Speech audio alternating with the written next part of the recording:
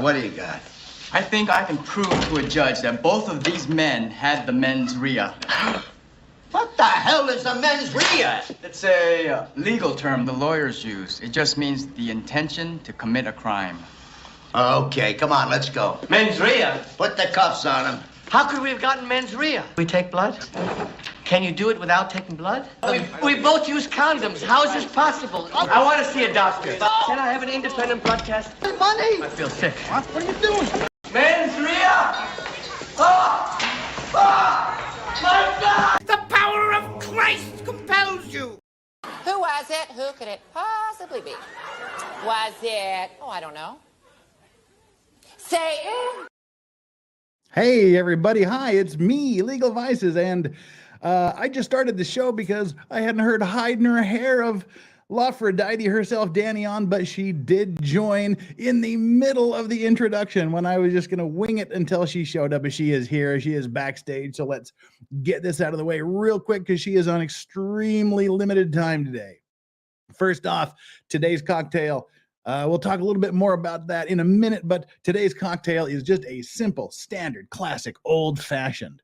All you need is 1 sugar cube or some simple syrup. Put in a splash of water, just a splash of water, 3 or 4 splashes of a good bitters, and maybe a couple of splashes of orange bitters. And you put that in the cup. You muddle up the sugar and make it look nice and blended. Then you put in some ice. If you can get one of those, or like I make them, the perfectly clear ice balls, it just makes it look so much more aesthetically pleasing. Then you pour in a good 2 ounces of a good mid-range rye. I'm using Knob Creek today for this amazing cocktail. And that's what you want to do. And then I always finish it off with 3 amazing Luxardo cherries because they're so delish.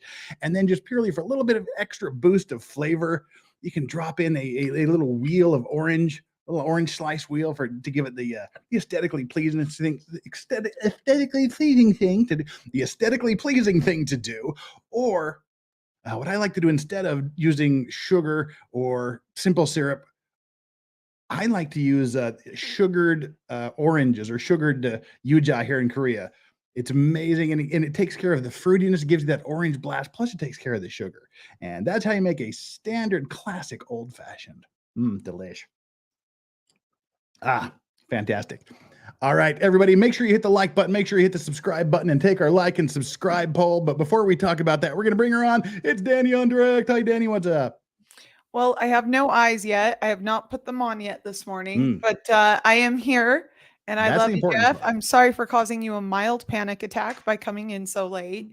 And came in just under the wire, but you blew me off on the cocktail. See, that's the thing. I couldn't, Dionysius couldn't pay homage, couldn't worship at the feet of Aphrodite by presenting her favorite cocktail as I did with Sidecar Steve.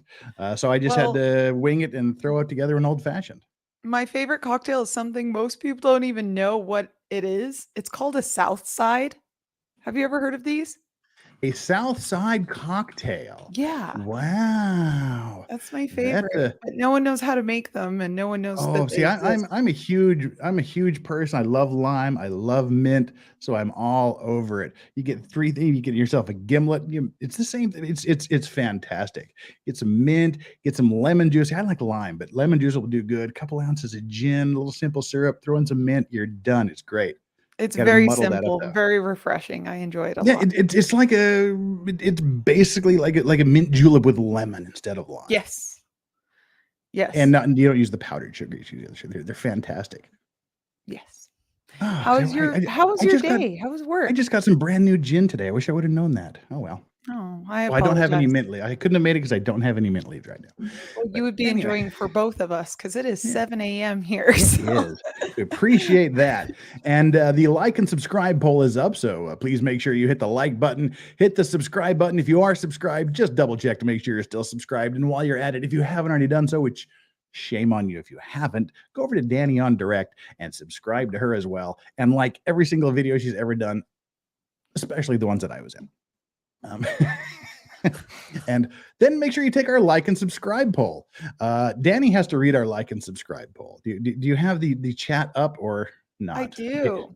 I do. Okay. It says, "Did you boop the like?" Oh, that is trademarked, my friend. Yes, yeah, that's why I can't read it because I will only allow you to use it. See, that's why I can't say. You have to read it because I would just sound ridiculous if I used that word. Did you boop the like and subscribe buttons? Yes, the gods must be crazy. Yes, all hell Lawfordite. Well, I know which one I'm picking. What Flux would do. Ooh, that's a good one too. And Well, yes, she would obviously Valhalla smash the awaits buttons. their arrival. Ooh, that one's good too. Those are all very good. They are. Those are all very well done. I like You always that. have to ask yourself, WWFD, what would Flux do? It's always a good She rule. would smash the buttons. So Why do I look particularly white today? I still don't have because eyes. you are. I You're know, white but and it's like, you're from it's Utah. bad. And And I haven't had caffeine yet, and I can't Hmm. determine if you're always this bouncy and like hyper and cute and energetic and exciting. That's how I roll, and especially when I have amazing guests. My ride or die girl, Dani Ahn. She's the homie. She's the we share everything with the states, law schools, various teachers, Utah bar. We're YouTube people. We're doing all this, and just to keep the Utah theme going, I'm wearing my Beehive cigar shirt. This is great. Aww. Place Beehive cigars with So Brigham Young smoking a cigar on there. I have to go to work after this. Do you Yes. mind if I put on eyes while I talk? Well, it's only how you want to be clipped and remembered by society. So I you don't go care. you at go this right point. ahead. Not right now. I don't have enough caffeine in me to care. And My right now energy. we've got, well, I'll keep the energy up for both of us. We got Shizzy Wiznut, member of 4 months for the Clean and Sober crew, saying good morning. Remember to hit like and subscribe, be like Flux, and hit all the buttons in a manic panic. Or as I like to say, I won't say it. We'll let somebody else say it. Where is it here? I'm having my Korean panic attack. Did he just say Korean panic attack? Yes. That is hilarious. So yeah, that is our Shizzy Wiznut monthly chat. And Marv White, who's been a member of 5 months for the Bent Halos and Broken Wings level. Wow. Says, wait, funging day is it? It is OJ Thursday with 100% less OJ and 100% more Dani Ahn Direct. Oh, I'm so sorry. I've ruined your OJ moment. No, we did OJ yesterday. Oh, you did? And Marv White also gave a super thanks yesterday. So thank you very much for the post-stream super thanks. And anybody watching in the replay crew, if you just feel like you want to part with a pile of cash, you can do a super thanks, just the same as you would a super chat, but you're not here. So I'll take your money even when you're not here. So let's get the grift going. We are $100 away from Dog Cam. We have Dani Ahn Direct, and this is part of the 1-year anniversary tour I'm doing through people, the people that I care about, the people that are close to me in life, the people that have helped me and contributed to the last 1 year on YouTube, and then just darn good people like you, Dani, who are just an awesome person in my life who we need to have around to celebrate the 1 month year anniversary. It's the month-long year anniversary that I'm doing here. So I don't know how awesome I am. I'm feeling not so awesome. I did not while you're so energetic and grifting and being incredible and amazing, why don't you tell the chat about your upcoming streams? I'm just going to run downstairs very quickly, grab some caffeine so that I'm a human being, and I will be right back. I have not had any caffeine today, and I'm not raw dogging the rest of the morning. I'll be right back. Okay. Phrasing.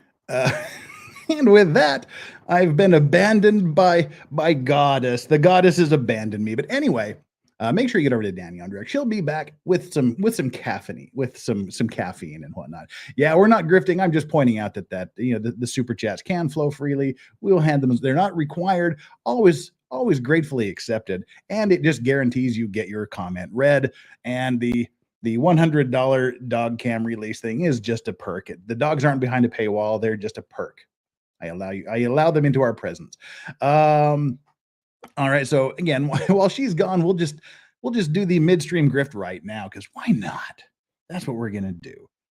Coming up tomorrow, we've got Steph, the Altar Nerd. You do not want to miss Steph, the Altar Nerd. She is going to be, she's always hilarious. We're going to talk all about the Markles, the car chase that maybe possibly wasn't. There's divorce rumors. There's There's malice at the palace. There's all kinds of things going on there that we're going to look into with Steph, the Ultra Nerd, with our usual hilarity and shenanigans. And then next Monday's Maritime Monday. Tuesday will be Law and Lumber Rob. Wednesday, we will be doing a sort of a recap of all of the outstanding cases that are pending out there in the universe that we're looking at. Thursday will be OJ, and then Drex will be on Friday of next week, followed by, I guess that's pretty much it lined up so far. The only thing after that I've got is on then Friday the 9th. It will be potentially Criminal Sean. So we got a couple of weeks to fill up there. And welcome back, Dani. I'm awake, kind of. Now that you're back, let's take us back in time. You're one of the newer people to the YouTube scene. You've just gotten off your first streamed trial. You're doing all this. How did all of this come to be? Well, it was all because of you, Jeff. Naturally. All right, if I knew you were going to say that, I would have asked a different question, but go ahead. No, truly. I started streaming last year when I came on your show. In the middle of my campaign, you were generous enough to let me come on your show and talk about my campaign and what I was up to and why I was running against our incumbent dumb DA who is not competent. He doesn't do anything. Doing his job. Anyway, he ended up winning, so I guess he did his job better than me. And just kidding. It was fine. The thing is I am not a criminal gal. So I grew up in the civil world. I'm a civil litigator, and that people don't understand that half of the DA's office is civil attorneys. It's all lawsuits, right? If you you care about your taxes, or at least people claim that they do.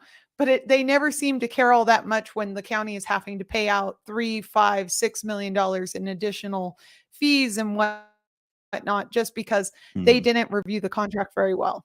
And now we're stuck with properties that we don't want, that are lemons, that ultimately cost the taxpayer millions and millions of dollars just to maintain and to retain, because someone's friend is friends with someone over here and they wanted to make sure that they got a payout for their piece of crap property. So there's a lot of little nuanced issues like that people don't imagine or think about.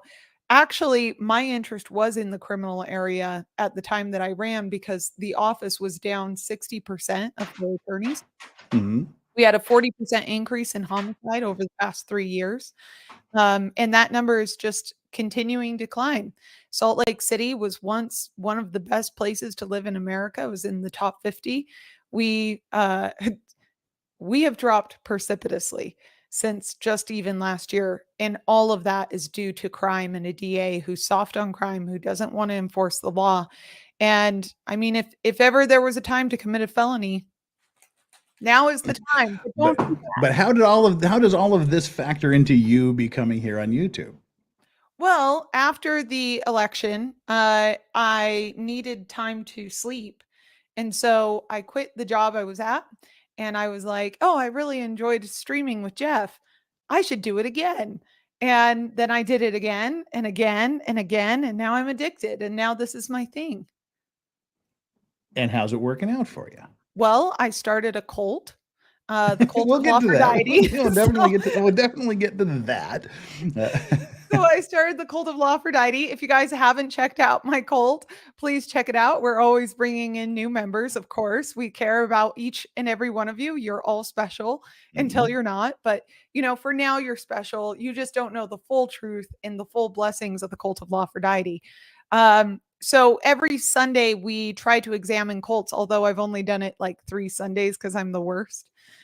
We will be examining another cult this Sunday and then every Sunday after. I'm still getting my streaming schedule kind of on track, because when I had started streaming every day and I was like, oh, I want this to be my full-time gig, I want to quit my job, but that requires subscribers, right? So I was working really hard to get subscribers up, and bless you all. Honestly, we had such a huge increase in subscribership. I was really grateful. And then the Lori Vallow trial came, and everybody donated a ton of money to me to go and actually watch the trial live. So I said, okay, I'll go. And I watched the first week live, which was odd There's nothing to do in Boise, by the way. There's nothing in Boise except for that trial. That's where the relatives live. I know all about that. Boise and Pocatello and Idaho Falls. That's where they all live. Yeah, and I'm super ADHD, and so I'm constantly looking for novelty, new things to do. Like, if there is something in your town to see, I've seen it. Okay, I'm the person to go find things. I can assure you, I didn't miss anything in Boise, except for maybe the Penitentiary Museum, which I really do wish I had gone to, but there wasn't enough time because of the trial. Well, and that brings us up to you. You just completed this. This was your first beginning to end trial. Yep. You had the you had the good fortune of it not being broadcast live. So you got to fast forward through parts, skip parts, and do things. You didn't have to go through the absolute slog of a live trial during the boring parts. But what was your takeaway from it? How was it? How did it work out for you? It was absolutely miserable. Thank you for asking. So it was long and it was depressing, and I think I did a good job of entertaining my audience and trying to, provide some levity and some lightness to something that was very, very serious. I mean, you have 2 homicides of little kids. You have, well, not little kids, but minors, right? At least one was a little kid. You had autopsy photos that they were showing to the jury, which I thought was insane. That's rule number 1, by the way, for those who don't know. When you're in law school, 403, the first rule that they teach you is you don't show dead bodies or dead babies to the jury unless it's absolutely necessary. Unless you're the prosecutor. Right. And the then prosecutor you show lots of pictures of dead babies. Yeah. Wait, what? If you're a prosecutor, you show lots of pictures of dead babies to the jury. Right. That's sort of your goal. But I thought they went a little overboard and it wasn't necessary. But it was interesting because a lot of the charges were criminal conspiracy, and we don't know to what extent she was directly involved with the murders. But Idaho law is broad enough to encompass her involvement in those murders. And so she was found guilty on all counts, thank goodness. Chad Daybell, her now maybe estranged husband. I've heard rumor that they're going to be getting a divorce, or at least that Chad. Well, they're never going to see each other again outside of a courtroom situation. Yes, there's that. But like, he's not taking her calls and such, which doesn't surprise me at all. I'm almost certain that, once the murders started happening, they were like, oh, we should probably get married, because they got married after they murdered their 2 kids, or her 2 kids. So they get married, or no, they get married after the fourth murder. So, I mean, it's pretty clear that they just didn't want to testify against each other. They wanted to keep each other's secrets to death.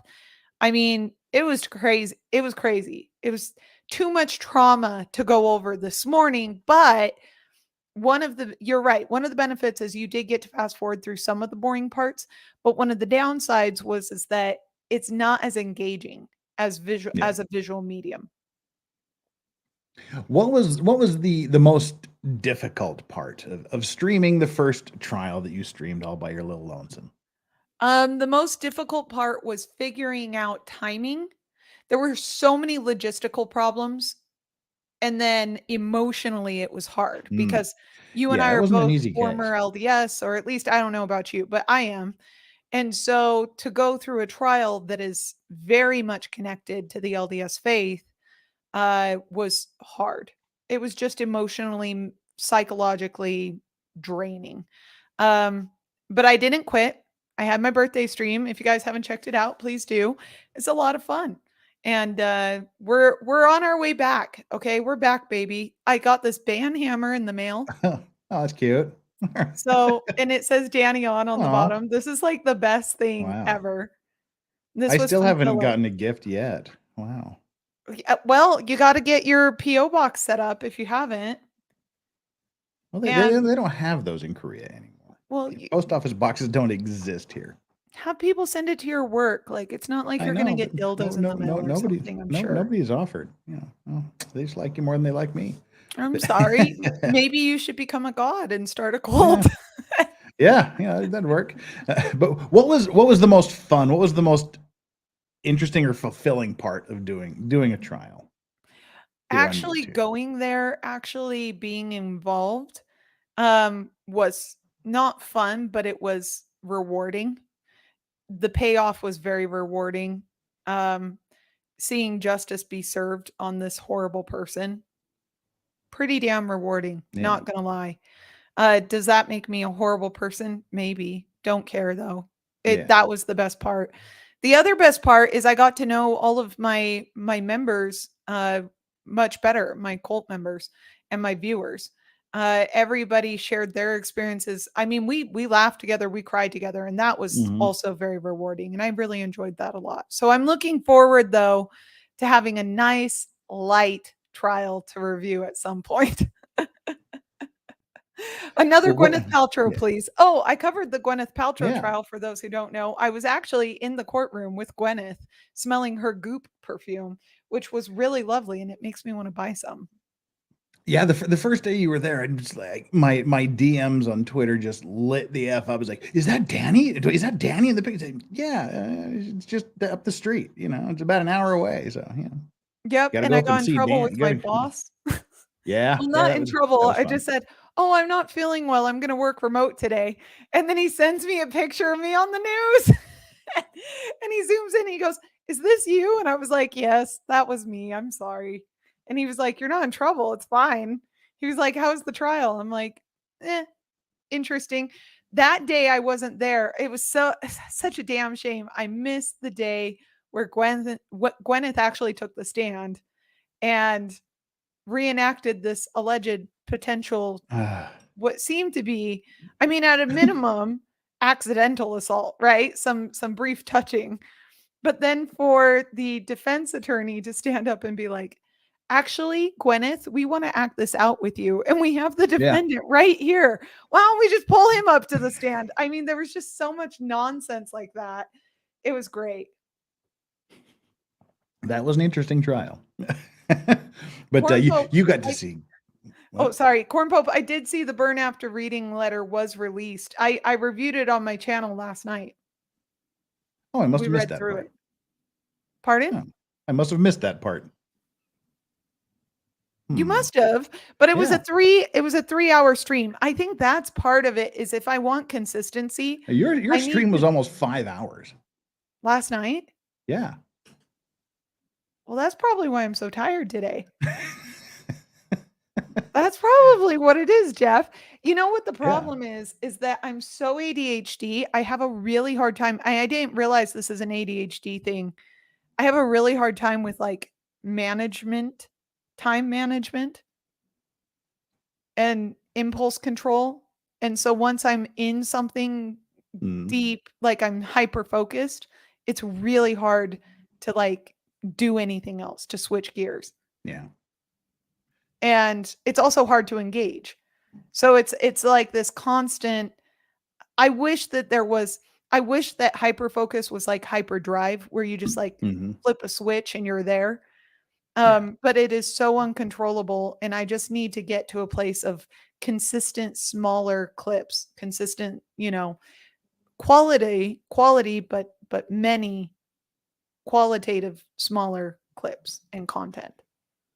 Yeah, my problem is I can't wind down after. Yeah, because I finish at midnight, 1 o'clock in the morning, and I need to be up at very latest 8:30. Better to be 7:30, but like 8:30 is the get your ass in gear and get out the door cutoff time.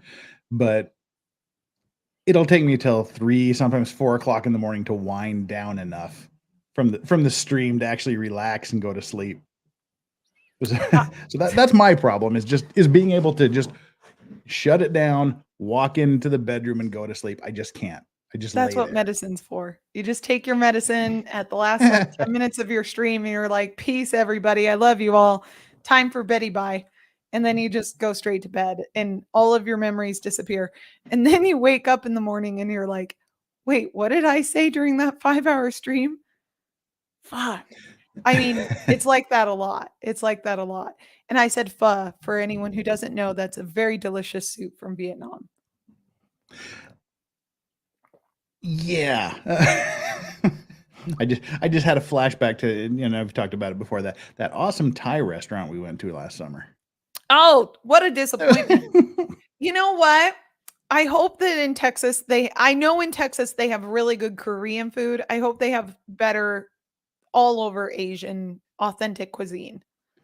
Oh yeah, for anybody that plans on going to Anime Matsuri, don't invite me to a Korean restaurant because I ain't going. It's the last thing I'm gonna eat in Texas. Sorry. Lady Autumn Sky says, Legal Vices, you just don't require as much sleep as the average person. I don't, but still more than 2 or 3 hours a night is necessary. I mean, if I sleep a lot, it's 5 hours. And I mean, I could use 7 or 8, but I just don't have that much time. Well, so now you've started your YouTube channel. You're doing this. You're pushing to try to get to it full time. Where do you see yourself 5 years from now? Oh, God. What Alone on what a are the things beach in that the interest Caribbean you? with like 6 little Pomeranians and Oh, maybe no. some fluffy slippers and like a trailer. That sounds great. Maybe not 5 years from now, maybe 10 years Flux from wants now. to know if you're going to Texas to Matsuri. I haven't bought tickets, but I'm considering it. I might just drive down there and hang out. So what are some of the things that some of the cases, some of the legal issues? Because I know you started out doing very political things, and you seem to have moved a little bit past that or adjacent to that. Yeah, I've tried to veer away from that. I got a warning from YouTube pretty early on, and I was like, "Oh, okay. Well, I want to make money. I mean, fundamentally, I want to do justice and speak the truth, but also make money, right? Making money is fun." And so I was doing the political bit because that's sort of my background, right? I've always worked right between the public and private sector, and I go back and forth pretty frequently in my career. So, I worked at the State Department, I worked for the governor's office, I worked for the county, but I've also worked for Raytheon. I've worked for 2 law firms now in Salt Lake City. So I kind of go in between. And what's weird about it too, Jeff, is most people think, oh, well, you must be a regulator, right? You must be interested in regulation or compliance or something like that. And the truth is no, I just want to be a lobbyist, but no one wants to hire me as a lobbyist because I'm a little too blunt and a little too honest. But here's the thing. If you want to get a good job done and you want to actually educate your legislators, I'm the best gal for the job. In terms of educating, persuading, and getting people on board, I'm actually really good at it. I've just never been given the opportunity. And so at some point, I hope to be a lobbyist. And one of the one of the prerequisites of that is that you don't make more enemies than friends. And I was getting into a position where I was making far, far too many enemies compared to my friends. So you have to kind of make some sacrifices there. Even though I'm a complete political junkie and I love politics, it's not worth me throwing away my future career aspirations and what it is I want to do, not just for me making money, but also for me running for politics later and, fulfilling my commitments to the community. I've made commitments to my community outside of YouTube. And in order to fulfill those commitments, I need to at least keep my hands somewhat clean, right? And not create so much negative content that's easy to discover that I destroy my opportunity of practicing what I've learned, and applying my leadership to things that matter outside of YouTube. Now, things here matter. Don't get me wrong. The culture war is very much on. This is very important. It's important to express and debate ideas on a platform that encourages free speech, but YouTube is not that platform. And as long as I want to be monetized here, unfortunately, I can't bring up politics. Yeah, I mean, they're just something YouTube just for some reason doesn't like people to talk about. Oh, and Bad Weather Biker throwing up the very, very first super chat of the day, just as I was getting ready to take the dog cam off, thinking nobody has any interest in the doggo cam this evening. But now faith has been restored in humanity. So before we read the super chat, let's update doggo cam. Where are we here? No, we don't want the background. We don't care about the background. Boom. Yeah, I want doggo cam. If you guys haven't already, please donate to my friend here so we can get doggies. We love the dogs. Bad Weather Biker, Legal Vices, the Sam Elliott thumbnail is inaccurate. Wilfred Brimley would probably no that let me tell you about that. That is not a that's not a Sam Elliott thumbnail. Let me bring up the thumbnail here. We need to explain the thumbnail because it was pretty awesome what happened for this thumbnail. All right, where are we at here? Let me add it as an overlay. Can I tell the people about how I taught you how to use? In a minute. In a minute. Now, let's see. Add that. Add this. Okay. This is actually this is a completely AI generated thumbnail. Let me bring up ye oldie thumbnail here. This is the thumbnail. Yeah, this is the thumbnail here. Wait, where'd you go? Oh, I want that nose. Wait, bring that up. See, that's a perfect nose. Wait, this is weird. Okay, there we go. For some reason, it wasn't showing on my own screen. All right, there we go. Now it is. That's a perfect nose. This is Midjourney that developed this, and all I did to get this was I typed in 2 people in Utah. One male wearing a cowboy hat with short white beard and mustache, and a platinum blonde woman. And this is what Midjourney came up with all by itself. This was a one-off thing. So it's almost as if they knew us. Midjourney. Midjourney. I'm gonna write that down. Almost as if they knew us. Jeff, yeah. I wish I looked like that person, but I appreciate it. This is what I will show my surgeon when I go in for my nose job. Well, it put up 2. It put up 2 pictures. The other one, Danny decided it looked a little too sultry, which was this it one. It was a little too sultry. See, I like this one because I've got the squinty eyes looking off into the horizon. Like I've got the Clint Eastwood eyes. It's very much giving romance novel vibes. Yeah, that's a little. I like my eyes in this one now. I like my eyes in this one. The squinty eyes. I do love the squinty eyes, but wait, go back to the romance novel one. All right, that's this one here. Ooh, yeah, you look super cool in that. Yeah, I know. That's why I wanted to use that one, but my eyes. You had to be giving me the eyes in this picture. You had to be, if you hadn't been giving me the eyes, I would have used this one. Yeah, see, I like that one because here I got to tell something to your chat, Jeff. Mm-hmm. As part of my 33rd, see, I can't get that featheriness. My hair's maybe with some products. Anyway, so here's the thing, chat and everyone.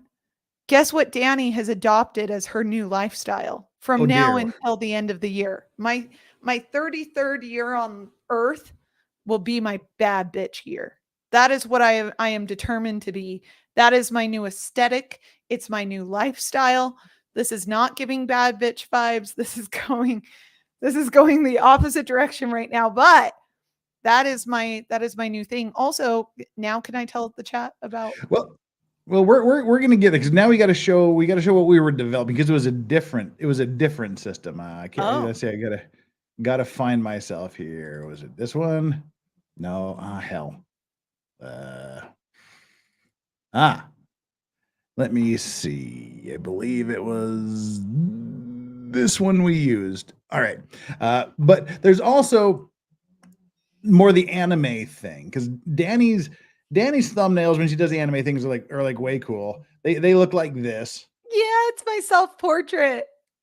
And I mean, I tried some really. She told me which AI engine to use to do that, and they were really, really bad.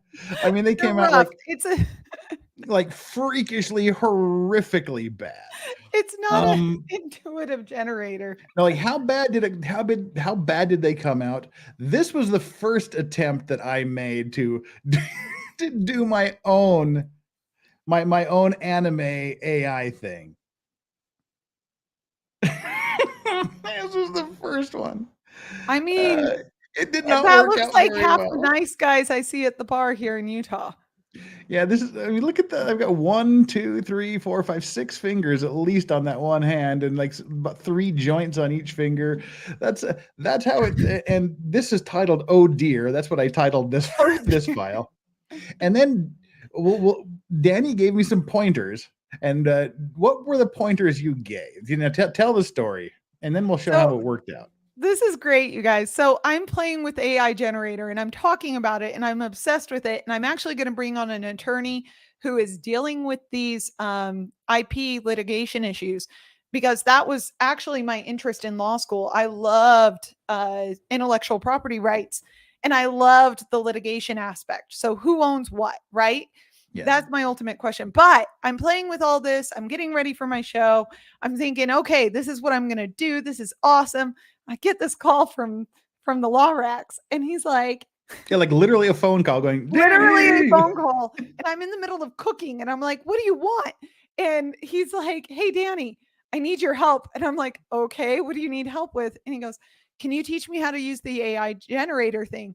And I was like, yeah, sure, I'll teach you sometime, thinking like later. And he starts going, okay, so I have it open. Which one do you use? Okay, I tried that. And it was the most beautiful boomer moment. It reminded me of like whenever my mom calls me to use any piece of technology. And she's like, Dani, I need you to do this. So it was sweet. I was honored. The reason I share this story, Jeff, is because it's indicative of how non-egocentric you are and how honest you are as a person, that you would sincerely call me and be like, hey, teach me this thing. That's because this is awesome. Thank you. And I'm not even that good at it. This is not awesome. And I thought, I need help. And so it's hilarious. And it was something I'm the Mid-Journey master. But this thing you were using was odd, but you did a very, very good coaching job. Well, thank you. Sort of. Hey, I told you guys, I educate very well. Yeah. The first round, like I said, we went from this under Dani's tutelage to everything went great until I hit enter and generate on the post Dani advice. And this is my anime that came up after I got done with Dani. That's cute AF. Look how cute. Yeah. This is what that came up for me. That makes me want to dye my hair to its natural color. Look how cute. Yeah, but this is what came up for me. And I thought, Dani, I need some more help. Clearly, I've done something wrong. And then with a little more tutelage, with a little more tutelage, we finally got to this, which I'm happy with. It's very cool. Very, very cool. I think that the bulbs, the shoulder bulb, like the shoulder bulbs, shoulder pads are so 19th century, 20th century. We need the shoulder bulbs. Yeah, you need the sci-fi shoulder bulbs. But there was that one, and this was kind of came in the mix, but it looked a little. I like this one too. I really like that one a lot. And this one looks a little too Rob Halford from Judas Priest, so it's a little too foppish, and I don't get the light bulb hanging from the hat. But. Again, bulbs are in. That's the way of the future. But yeah, so these are the two that I now use for my anime thumbnails. But these are all due to Dani coaching me through using that ridiculous AI thing. I went from to cat girl to finally something that I could use. Wait, can you bring up the second one you showed? Not the bulbs, but the other one. The middle one with this one? Yeah. Can I just say how much I love that undershirt, and I wish that was a thing? Yeah, I like that kind of sash thing there. Yeah, it's really nice. It's very clean. The lines are clean. This is just beautiful. And yeah, very Japanese looking. I'll tell you guys all right now, I love AI generators. I'm going to have to check out this Mid-Journey because it sounds like Mid-Journey has a bunch of presets that it's totally your own. There are no presets. You just type /imagine and then you just tell it what you want to imagine in as much detail as possible, and it creates it. So it's all up to you. That's the one that let me get this out of my face. That's the one I used for all of our unexplained AI generated things and whatnot. Which turned out really well. Yeah. All of your thumbnails have been awesome. And I need to start using it more. It's just that, so when I started YouTube and I thought, oh, I'll get 10,000 subscribers and then I can go from there. That didn't happen yet. So everybody go subscribe to my channel if you haven't already. But that actually would be kind of cool. Fursuit? Not gonna lie. Like if you were a full-on mascot, cyberpunk mascot, that's cool. And Flux does the unexplained with us, and we're going to be getting another unexplained. One of you two ladies has to set this up. I did the last one, so now we got to do it on one of your other things. Well, we were going to do it this Friday, Jeff. Well, I'm going to be in Seoul this weekend. Yeah, so exactly. Next weekend. Okay, we need to set it up for next Flux, weekend. We're going to be hosting Unexplained on my channel if you want, or we can do it on your channel. I don't care. We're going to do Unexplained. I have video footage from Skinwalker Ranch because for some reason on my birthday every year, my go-to is to tell people not to celebrate my birthday all week and all month. And then my birthday comes around and I'm disappointed because no one celebrated my birthday. So then I run away to the desert. Anyway, so that's what I did this year is after celebrating with everyone, after our live stream, I went out to the desert. I got footage of Skinwalker Ranch. I spent some time out there. I looked for skinwalkers or UFOs or aliens. I saw none of those things. But I will say the entire basin smells like gas, natural gas. And it's really disheartening to see so many foreign oil and gas companies just running their lines. I mean, there are literal gas lines running from the top of the hill down under the road. And these are old lines and they're just sitting out there. That's what's insane. I'm like, this is a freaking eco crazy person's dream. If they wanted to start it, this is where you do it because the basin is so unprotected and we're just getting robbed of all of our natural resources in the state of Utah. It is such a damn shame. But anyway, the basin's very cool. But very much like Boise, I don't get it.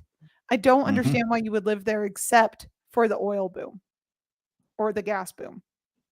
Boise, I don't know. I'm trying to think of a reason too, but I can't come up with one. So here's what's funny. The swamp gas explanation for UFOs. It might be. And maybe I'm giving a spoiler, but I feel like that might actually work in the basin. Like that explanation alone makes sense. And here's what's insane. Skinwalker Ranch sits right next to a little reservoir. I didn't know that either. I have a semi-Skinwalker Ranch story that we can tell on that day. I'm so excited to do it. It's not actually Skinwalker Ranch, but that's right in the foothills of the Uinta Mountains. And I have a Uinta Mountain story that I've only told, I think, once, just recently. Yeah, we'll talk about that. But it's me, Josie81, says for the Dog Cam Fund, and also so that I can say Zachariah Anderson. Retrial. Nicholas Starr of Trial Watch. What's up, Nicholas? Movie trailer voice. In Utah, the Beehive State, a man and a woman met by chance. 64 million years in the making. I mean, we are the land of dinosaurs here. Yeah, we are. Which is like I said, you posted pictures from Vernal from the Dinosaur National Monument, and like I commented on your Twitter, said it's awesome that I'm over here in Korea and I literally know the exact square foot of planet Earth you were standing on when you took the picture in the corner of the dig room. Like I literally know the exact square foot of Earth you were standing on. I can so relate to that. Every time I've ever had to like move away for a short period of time, Jeff, I will see people post pictures of Utah and I'm like, oh. Well, there's something about Utah. I don't know if it's just because that's where I lived for 19 years of my life, but when you're watching TV, you're watching a movie or something, and you go, oh, well, that was filmed in Utah. I mean, just outside of the Arches thing, if it just shows like the Wasatch Mountains or something, or if you're watching some random video on YouTube about dash cam accidents or something, and you just see the Utah mountains. You just see the Wasatch Front there, and you go, "Holy crap, this is in Utah."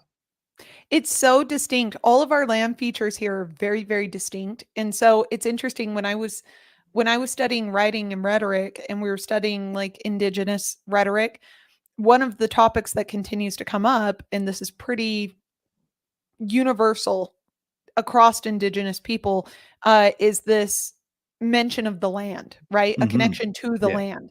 All of the stories are placed, right? And there's a place for each story, and each story interacts with the land around it. And I didn't understand that growing up because I moved every 6 months growing up. I had a psychotic dad who was trying to avoid taxes and also had to just take new jobs wherever he could get them. But that forced us to move every 6 months. And so while we were moving every 6 months, I didn't feel or develop a sense of home. And what's unique about Utah with its unique land features is when you develop memories here, you are tied to the land. And when you see that land pop up on screen in any context, you're like, oh, I know exactly where that is. Whereas I feel like when that happens in Kansas, Ohio, Nebraska, South Dakota, right? You're like, oh, maybe it's Kansas, maybe it's South Dakota. You don't actually know unless there's a very distinct area that you're thinking of. Here in Utah, it's all pretty much distinct.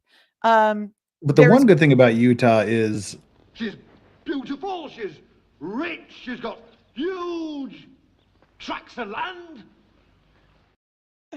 Utah has huge tracts of land. We do. Yeah. But well, let me get through a couple of these super chats here again, and then more super chats. Woo woo!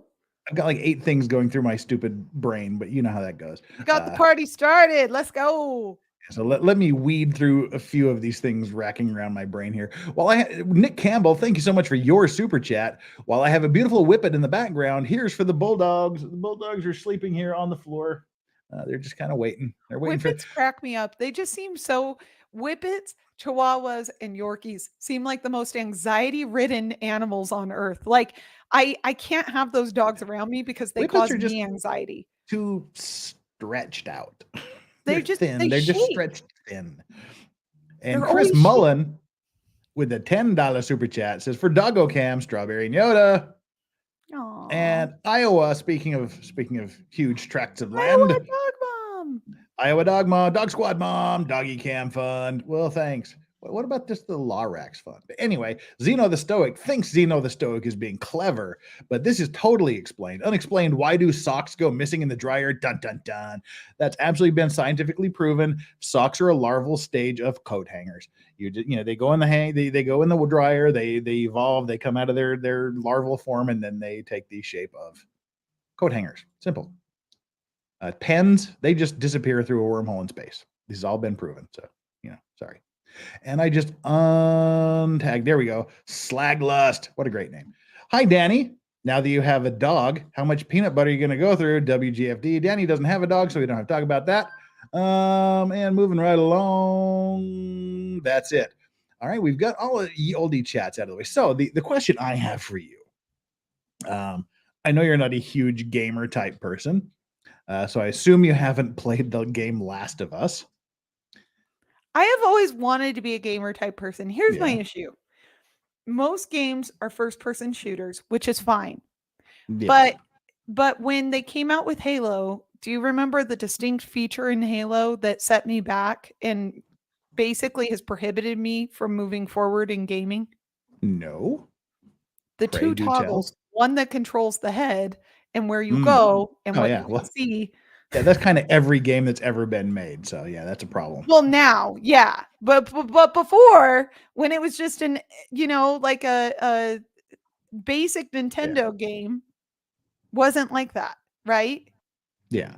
So I'm set back with the N64. That is the extent of my evolution in gaming. Okay, so anything prior to the Halo game, I can play, and I play well, and I enjoy. Anything post Halo game is a little bit more challenging. Although I did play with my niece's Nintendo Switch, and for whatever reason, that platform with the toggles makes sense. So when I played Mario, I think it was Smash Brothers, I think I was able to kind of figure it out, but I still struggle with first person shooters. And I think part of it is that each game I'm realizing has different mechanisms. Yeah. So there's certain through lines with all games, right? Each game you play, there's going to be certain buttons that you just inherently learn how to press, right? You know that this goes forward, this goes down, this goes up, this goes back, right? So you can figure those things out. You know that this is your menu of items that you can utilize. You understand these things. I don't. They don't come naturally to me. Well, and it's really challenging. The reason I was asking if you, I mean, assuming you didn't play Last of Us, I was just wondering if you happened to watch the first season on, I believe it was on Amazon, or maybe it was HBO. Does it have zombies? Well, they have infected. There's these. They were infected by viruses, but the reason I ask is because the last episode, or the last chapter of the game, takes place in Salt Lake City. Oh. And so it was like way cool. That's like where this base is, where they supposedly have the they doctors. were filming. Or is it a show? Because I think they were filming up here. I remember seeing a couple film crews and everybody talking about this. This is the scene from one of the. This is one of the scenes from the movie. Hey, that overpass is where I put one of my signs when I was running. I and I just like saw this. Oh my god, I know exactly where everything is. But I mean, they made a couple changes. Bring it back. Oop. That intersection doesn't look like that. Well, I mean, it doesn't have like this super right angle here coming off of the The hospital sign is an input. That's new. Yeah. This is just like this is the road you take when you go from the airport into the city, basically. Right. And they also put far more mountains in that shot than are actually visible at that angle on the freeway. But I love it. I mean, I'm not mad. Well, and I mean, this is just for shits and giggles. I did an episode by episode review of this, and sorry, just your face. I was assaulted by. But it's here and doing this. But if you go actually watch the show, it's pretty darn cool. Because let me make sure I don't shut down the wrong thing here. There we go. It's pretty cool because they go to the hospital, and they go to the bus station, which I mean, it probably looks the same in the game as it does in real life, just full of like weird infected zombie kind of people. And a lot of people were like, "What the fuck?" Because they go into this, they go into the building, and they're going up to the second floor, and the girl, she runs up and she looks out, and there's like some giraffes just eating some trees. And people, they escaped the Hogle Zoo. Yes, and that's what it's like. People are like, "What the heck? Why are there giraffes in Salt Lake?" And I'm like, "Well, because there's a zoo just up the hill." Yeah, I know why there's giraffes in this. And there's like rhinoceroses and things out in the pastures. All the animals got out of Hogle Zoo, and I was just geeking out on it. Funny story about that, Jeff. So my great grandfather on my mom's side owned a wildlife zoo up in Tremont in Utah. Yes. Yeah, and 3 of the bears and 2 of the mountain lions at the Hogle Zoo are descendants of my great grandfather's wildlife park. So he used to own a wildlife park, and my first pet growing up was a bobcat and some skunks. And by the way, skunks, cutest, nicest animals ever. So freaking until you piss them off. Till you piss them off. Just don't piss them off. It's sort of like me. This is my or hit them with your car. Probably why I relate, because they're cute AF, they're cuddly, they're nice, and then somebody has to go piss them off. And do not hit them with your car either. Huh? I hit a skunk with my car once in high school. Oh, well, I'm sure you remembered it every single time you drove for the rest of that car's state of being. Oh, the smell from hitting that skunk stayed in that car for about 8 months, despite weekly interior treatments. It was just bad because it got up into the vent system, and oh my Lord, yeah, that was bad. Jeff, what's your favorite video game? All time favorite is Witcher 3. What an amazing game that was. Witcher 3. What console is that on? Everything. Oh. Computer, PlayStation, Xbox, it's on everything. Nice. Oh, and Corn Pope asked, Legal Vices, can you say strawberry in Korean? Pretty please. Dargi. It's Dargi. It's Dargi. Isn't that right, Dargi? Dargi. That's your name. That's your name, isn't it, stupid head? Ooh, you guys are starting to get fresh Dargi out there. Well, yeah, well, I mean, now it's spring. The season's kind of over. It was, it's like late winter, early spring. The strawberries come in. Now the cherries are coming in. And soon it'll be grapes. And next month is my favorite, corn season. Corn on the cob. I eat like corn on the cob for 2 months. That's like all I eat. Really? Yeah. See, mine is, I like in the fall when all the little ajumas are sitting out there selling gum. Mm-hmm. That's my favorite. What is gum? Is it chestnut? It's persimmons. Ah, okay, yeah. I like persimmons and I like the chestnuts, the roasted chestnuts. Oh, the bomb, yeah. Yeah, that's delicious. Nom, nom, nom. So for those who don't know, when you go to Korea, you'll find a bunch of older ladies at train stations, stops, wherever, and they'll just sit on the side of the road and they'll just sell cooked food for you. It's amazing. They have like fresh cooked hard-boiled eggs. You want an egg? Here's an egg. You want some? I didn't know Korean I street wanted food corn is for the best breakfast, but I'm street eating food. corn for breakfast. Like, yeah, you don't get better than Korean street food. It is just the best. it is the best, and it's. I don't know how clean it is, but it's delicious. You can tell it was Doesn't matter. cooked. It's good. Yeah. It doesn't matter how clean it is. Don't ask questions. Just eat it. Don't ask questions. Just eat it because the Korean health system is far superior to our own. You can just go to the hospital and pay $5 and get checked out and go home. Flux said she misses the street food. Yeah. Oh my gosh. Okay. To your viewers, most people don't know this. When you go to Korea, speaking of zombies and Korea, I'll never forget my first week in Korea. I was so confused because I stepped outside and I saw these people in their hospital gowns with IVs stuck in their arms, yes, walking around, going to McDonald's, like smoking their cigarettes, and they're all like congregated. And I'm like, what is going on? I'm thinking like this is an outbreak. There is something serious at the hospital that all these hospital people had to leave. Hospital people, patients, right? And then my friend tells me, no, Dani, this is normal in Korea. When you're done at the hospital, like when you get checked out and they check you in and you're in the hospital, you're now a patient. You just walk around in your hospital garb. You go for a walk. You go down to your local lotte, right? And you get yourself like a lotte burger, and then you walk back and no one cares. And you just take the IV with you. Yeah, you just take your IV with you, go out, sit on the front step of the hospital, smoke your cigarettes, go back in. Yeah, it's incredible. And I was so confused. And now I'm not confused. And I'm glad that Korea doesn't have a zombie outbreak. But that was me too. I've got a plan. I'm blessed that I live about 2 miles away from Costco. So me and my friend, we have it worked out. If a zombie outbreak ever happens, we're going and taking over Costco.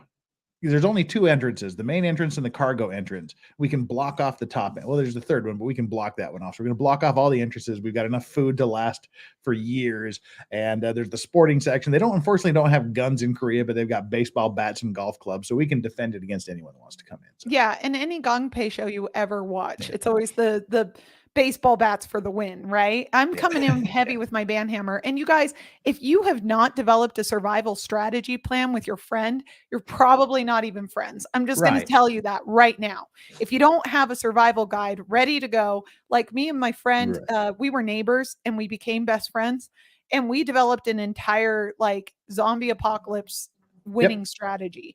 And every time we get together, we talk about, okay, how much ammo have you purchased? Any new gun buys? Hey, are we still on for XYZ in the event that, there's a nuclear holocaust? We are in this to win this, and you need to get on board with your buddy. Do you have an emergency buddy? If not, see, that's the problem. My buddy Mike, that we developed this plan, he died of a heart attack like 3 years ago. So now I got to find another apocalypse buddy, but there's not really anybody here that I want to spend at least a year locked up inside of a Costco with. Yeah, and you and I are an entire ocean away. Otherwise, I'd invite you over to our place. But I also am out of food. Funny story. I actually upped my food storage in December 2019. I went to Walmart and I purchased everything because I saw that Russia was raising the price of exports for corn and for wheat. And I went, oh shit, we're going into World War III. That was my first thought. Well, that's because Ukraine is one of the major wheat suppliers for planet Earth. Oh, trust me, I know. My whole family is Ukrainian Ruthenian, and they fortunately left before the Reds, kind of came in and took everything. They left in the early 1800s, came here to the United States, 1903, not 18. 1903, kind of a big difference. Came here to the United States, and they avoided the Holodomor and everything else that happened. But the rest of my family was wiped out. The people who stayed were completely wiped out. And so when I saw them raise the price of wheat, that's when I went, oh shit, I'm going to go buy all my food storage. So I did. And I am still eating through it. It saved me, I want to guess like $1,000 or maybe 2,000 over the course of 2 years. Just eating my food storage, which is delicious because I learned at a young age, if you are in a survival situation, you don't want to be drinking your own piss. Okay. Like you don't want to be, you want to avoid that. That's one thing you want to avoid. You don't want to Bear Grylls it. Okay. People, like, Dani go out Ahn's there, life get lessons. food. You don't want to be drinking your own piss. You don't want to be drinking your own piss. And you don't want to have so much food storage that your neighbors smell you cooking and they're like, they come I hunting think I'll for come you. steal your food. So you try and find something in between, something that's delicious, that has a very, very stable shelf life, and that you can eat over the course of 2 years just to save on cash. And it's for any kind of emergency. 10 out of 10 would recommend prepare. I don't know why I'm on a preparedness streak this morning. Yeah. Well, there you go. It's because I'm catastrophizing because it's morning and I haven't had enough caffeine quite yet. We got a couple more super chats here to get through. When I retire, says Nicholas Starr of Trial Watch, I'm getting an Alaskan Noble. That breed, and see, I want like one of the big Belgian, just mountain-sized dogs.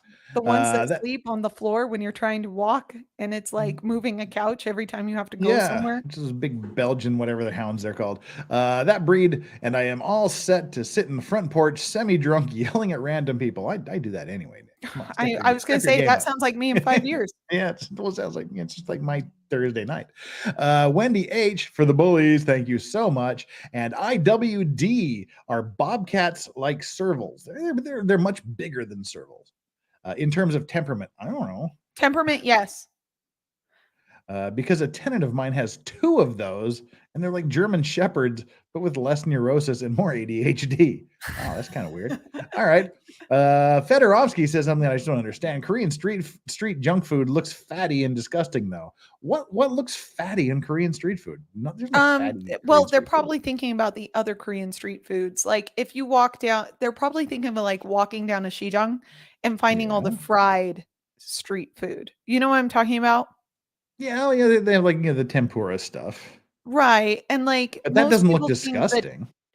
Most people think that chokbal, just because they sell it on the side of the road or like in a Sijang, is also street there's food. Like lamb skewers and chicken skewers and like pork, like pig's feet. You're making me hungry. Like japchae noodles with like glass noodles, kind of like a chow mein thing. So delicious. No, what Korean street junk food looks fatty and disgusting, Fedorovsky? Tell us, Fedorovsky. He says the American replica junk food they make. I don't know what that is. I just know what the real stuff is because I don't deal with. Maybe he's Korean talking about food. Like Lotte burgers. They wouldn't have Lotte Korean burgers in America. pizza. Regular Korean food is yummy. I don't know. Anyway, Nick Campbell says snagging all of the crappy MREs, then going next door to get ammunition. Well, see, that's what I did during. For those of you that are old enough to remember the 2K panic when all of the airplanes were supposed to drop out of the sky at midnight 01 on January 2000, because for some reason the coding was supposed to boot everything back to 1900, which would destroy the world. That's just what I did. Everybody else was panicking, and I just went into the local black market here and picked up a case of MREs, and then I had a case of MREs just on hand in case something ever happened, and then I just slowly ate them over time because they were aging. They're good camping food. But that's the thing. Don't pick crappy ones. Like I said, people, pick the food you want to eat. Okay, you're talking about, YouTube is full of videos of Korean places making American replica food. Okay, I thought you were talking about American places making replica Korean food. Well, yeah, and in Korea, you really have to search out those places. Okay, well, no, there's like Koreans have this thing they call toast, which is essentially like a toasted sandwich, toast.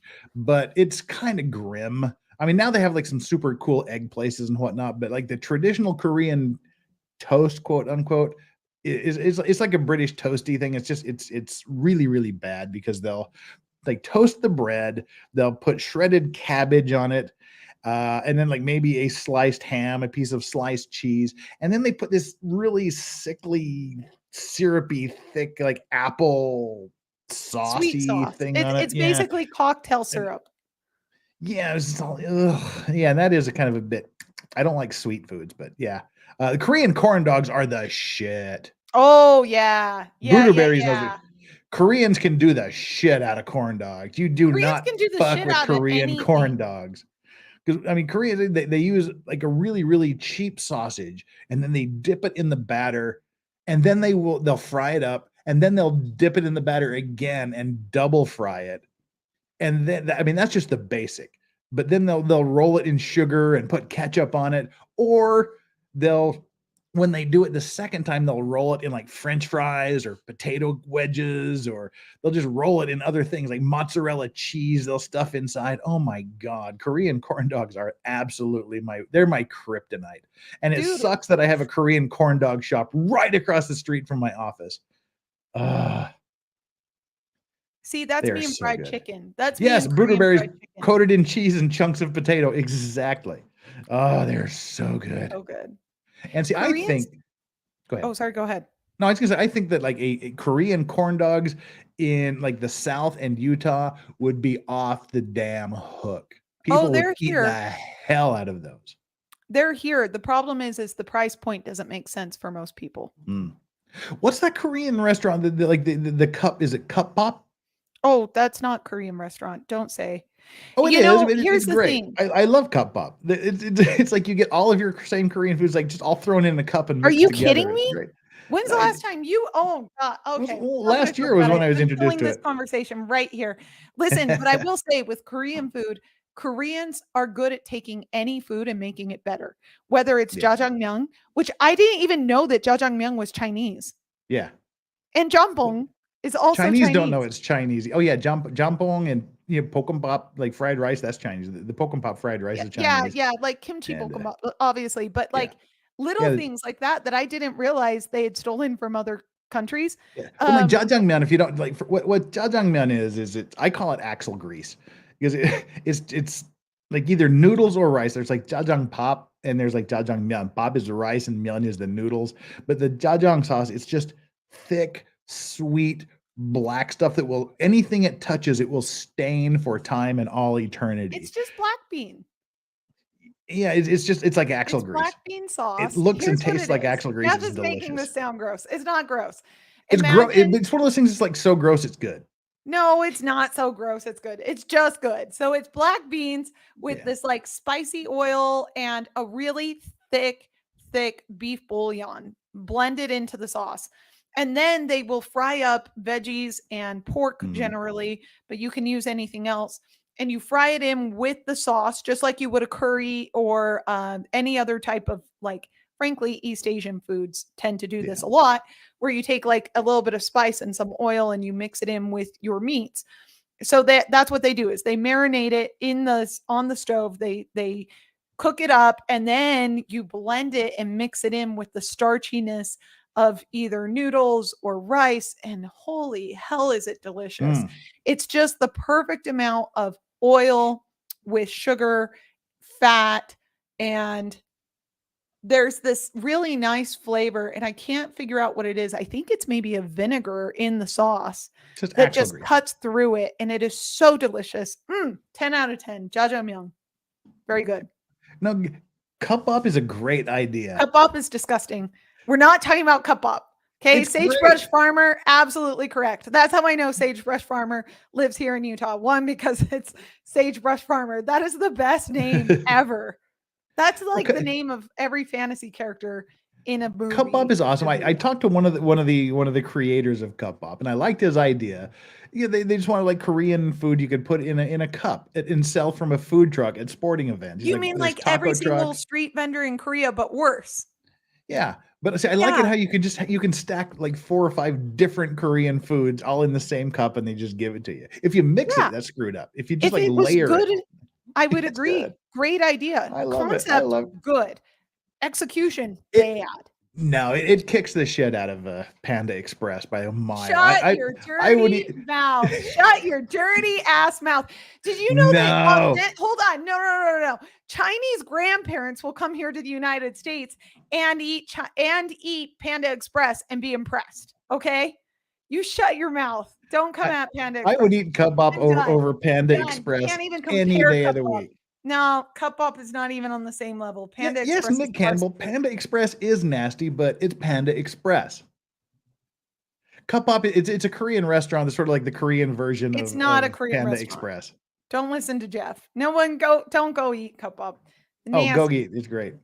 You're going to get heartburn. Do you want heartburn? Because that's how you get heartburn. I have an iron stomach from alcohol and living in Korea. So. Oh, that's true. That's true. I have yet to meet a soft stomach like Korean person ever in my life, except for maybe my mother-in-law. But I do not have said soft stomach. It took me a long time. I didn't grow up eating spice. And I have a saying about Korean food. You're eating Korean food because it burns going in, burns coming out. And it's either fried, rotten, raw. And that's it. Those are the 3 states of being for Korean food. It's either fried, rotten, or raw. And if your stomach can't handle those 3 things, you're screwed. You're screwed. And I couldn't handle it for the longest time. And then I had an encounter with a mountain spirit when I was hiking in Gumi. I was hiking up Mount Gumosan. And on our way down, we got lost, but a mountain spirit saved us. And that mountain spirit blessed me, I swear, because that night I ate an entire bin of kimchi. Like, those big bins that the ward members will make for you. Yeah. So I ate like half of the bin. And after that, it was done. I could eat spicy food. I could eat salty food. I could eat fried food. Yeah, great name. Seriously, Sagebrush Farmer, great name. Sounds like you're from Eagle Mountain. So sorry. Yeah, I thought you were done. No, go ahead. Music and Fiction says Korean food. I miss it. Odang. Odang is life. Odang is Odang is the shit. It's great. Especially like in tteokbokki and. I'll give you my Odang every time. And see, Odang, it's like pressed fish cakes, and they make them like in little sheets. They put them in these it's a fish hot dog. Well, I mean, you can either eat them that way, or they like do them in little ribbons, and then you boil them in water. They put them in tteokbokki, which is like super spicy sauce, like rice cakes and the pressed fish cakes. Odang is awesome. You get like the fish broth to drink with it. Oh, it's fantastic. Absolutely. Booterberry says, "Oh man, you got to show people what the Korean corn dogs look like." I will attempt to do that tomorrow. The one next to my office, I don't think they do the roll them in other like potatoes and things like that. But Jeff, what? We should eat them together on my live stream, my members only stream. We have Korean hot dogs here. Oh, yeah, we can do that. That's a great excuse for me to buy Korean hot dogs. I love this. Oh, let's do it. No, not a fish hot dog. It's like a fish cake pressed into a cylinder. It is essentially a fish hot dog, Bobby Bologna. You know what it is you take the worst parts of the fish, you grind it up, you throw in some extra fish powder because it's not fishy enough. In Korea, it's never fishy enough. Okay. You make fish soup, you add MSG, you add in fish powder. Like, there's layers of fishiness in Korea. And my husband used to say, corn dog mukbang. We'll do a Korean We'll do a corn dog mukbang. Let's do a mukbang. Let's do a mukbang. We'll do that. Like I said, I'll try to bring some like tomorrow. I say try because I'll have to buy them like at lunchtime and then keep them in my office for the rest of the day. And I'll just be looking at them. We'll and I'll be time it out. Yeah. So We'll have a Korean mukbang. Everyone will love it. It's delicious. Yeah. And we will eat all the Korean food together. And Except for me. I don't like IWD. oding. IWD says the last time I ate at Panda Express, I ended up hospitalized. Taiwanese hot pot places and Korean joints seem to be safer where I'm at. Sounds like it. Korean food is stay awesome. away It's from really, that really, Panda really good. Express. I hope that you sued. Yeah, just like hot dogs are made, worst parts of everything. Yeah, it's you know. Yeah, you that's use it. everything. That's it. That's why I compare it to a hot dog. Now, some people love hot dogs, and that's fine. Some people love oding. That's fine. I am not one of those people. That's all. Well, see, that's things like Koreans call corn dogs hot dogs. If you go to someplace and say you want a hot dog, you're going to get a corn dog. If you want a hot dog, you have to go to a hot dog place that sells hot dogs. Anywhere else other than a hot dog place, like they have Steph hot dogs and other hot dog places. If you just go to a random place for a hot dog, you'll get a corn dog. Which, why would you though? 'Cause, like, you can go get katsu, you can get anything else. And yeah, I mean, I guess if you're homesick, you would probably want a regular hot dog, but I don't know. I never felt that way. Like the only thing I needed in Korea that was never available to me that made me homesick was butter. Oh, you see, you were here too long ago. That's all I wanted. I just wanted butter. I wanted butter. I love butter. Butter is life. Butter is the life force that flows through my veins, that should flow through all of your veins. Butter is God's gift to mankind. That's why I'm fat, because of butter. No, you're not fat because of butter. You're fat because of sugar, because you and I are addicted to sugar and you drink a lot of alcohol. But it's totally carb free. That's the beauty of hard liquor, and that's why I don't drink many sweet cocktails. And if I do have to put sugar, I use stevia sugar. I don't really like sugar. I like crunchy, oily, greasy, buttery.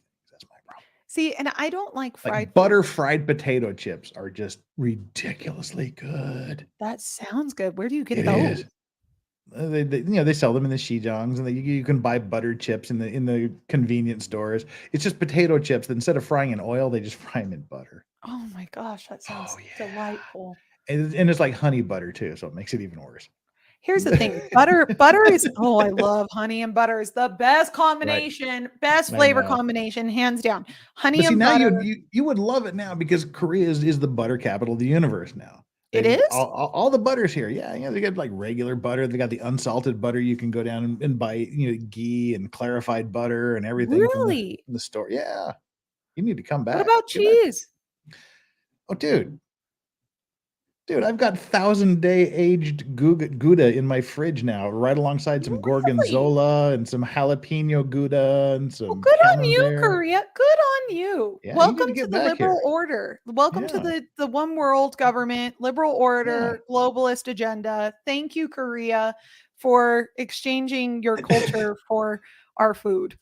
But see, when I was here in Korea, as a missionary in 1988, they didn't have anything. No, when I was a missionary in 2012, they didn't have anything. That's why I'm so shocked. I mean, I guess I shouldn't be shocked. They still had McDonald's and Burger King. Yeah, they had those, and they had like Lotte Burger and things like that. But we didn't have butter. Like, it was a nightmare to find butter so I could make really delicious brownies for people. I couldn't make brownies. I couldn't make any baked goods because the baked good items I needed, heavy cream, half and half, butter. Oh yeah, you can get any all that cheeses, all gone. Sour cream. Awesome. Sour cream was the big thing I missed when I was a missionary. Ooh, yeah, sour cream. You can get sour cream anywhere now. Really? Yeah. Oh, see, okay, this is the one fishy thing I do love. And I've become addicted in recent days. I'm so addicted. Is smoked fish, fresh cream on like a little baguette piece. That's all I want. Oh, yum. For life.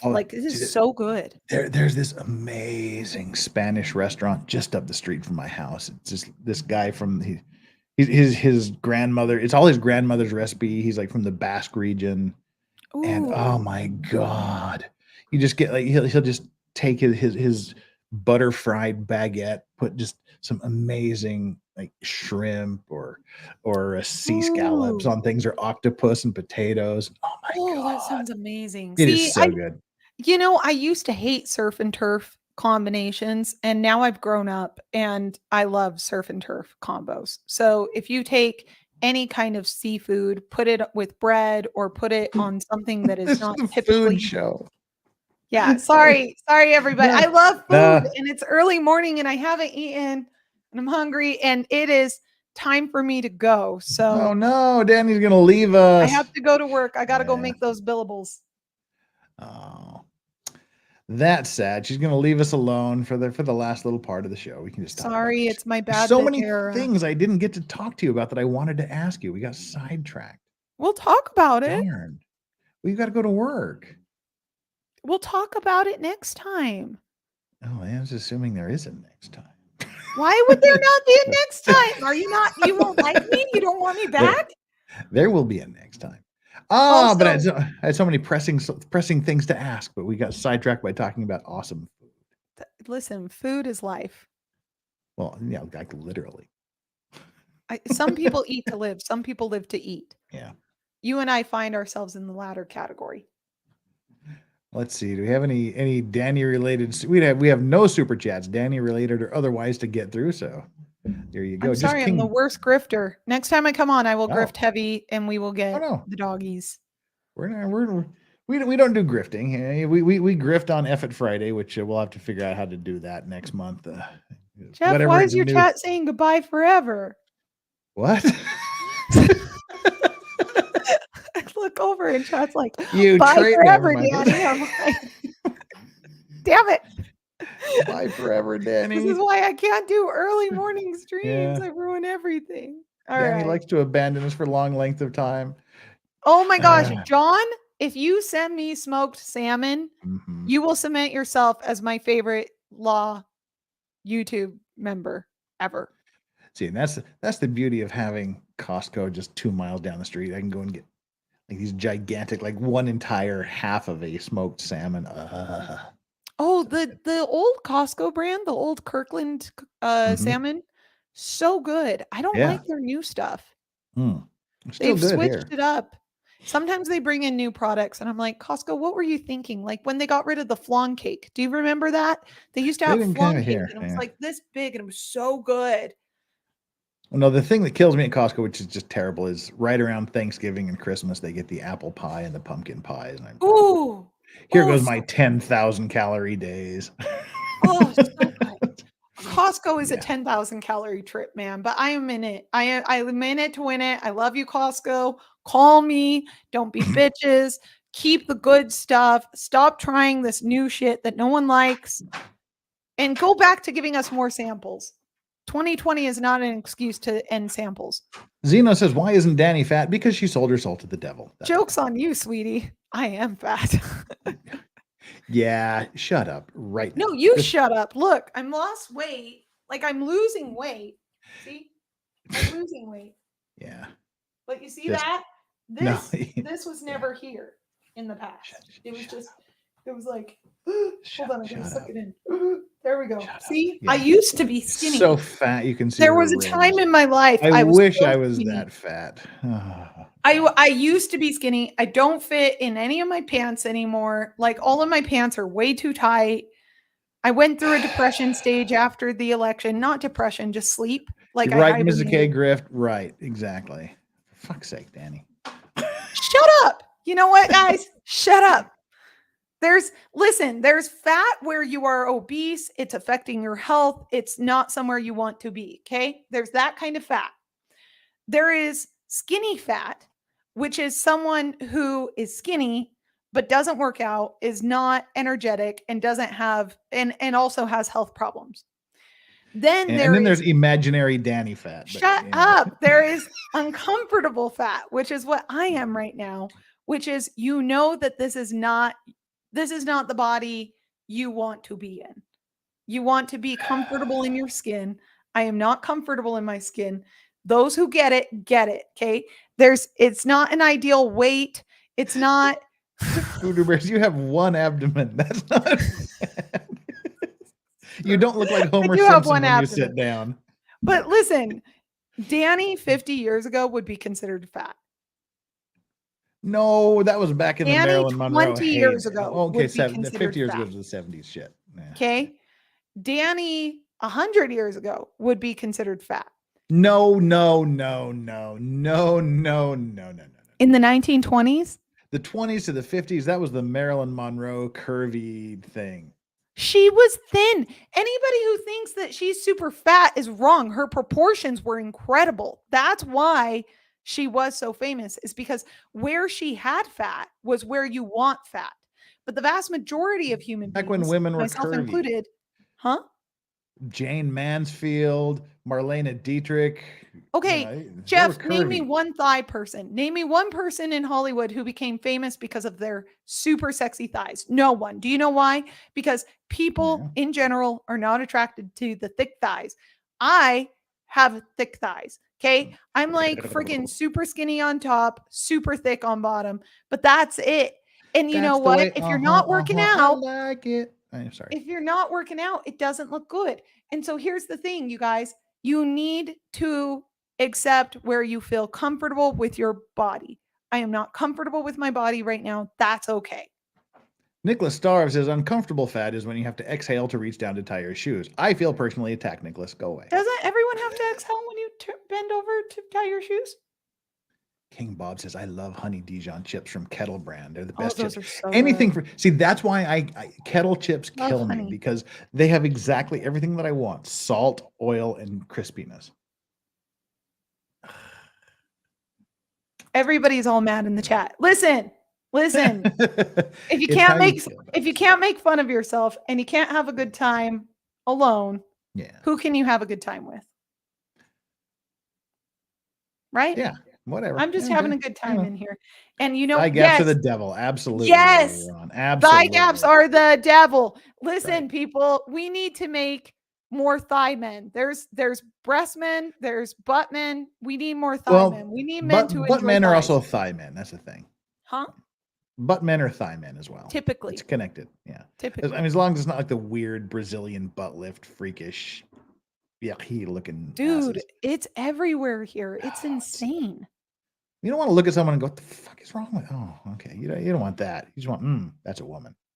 Really? Anyway. That's interesting, because every time I look at women who've had surgery, I'm just like, I want that. I want to look like that. But then I'm like, oh, wait, that's because it's surgery. I have to spend money to look like that.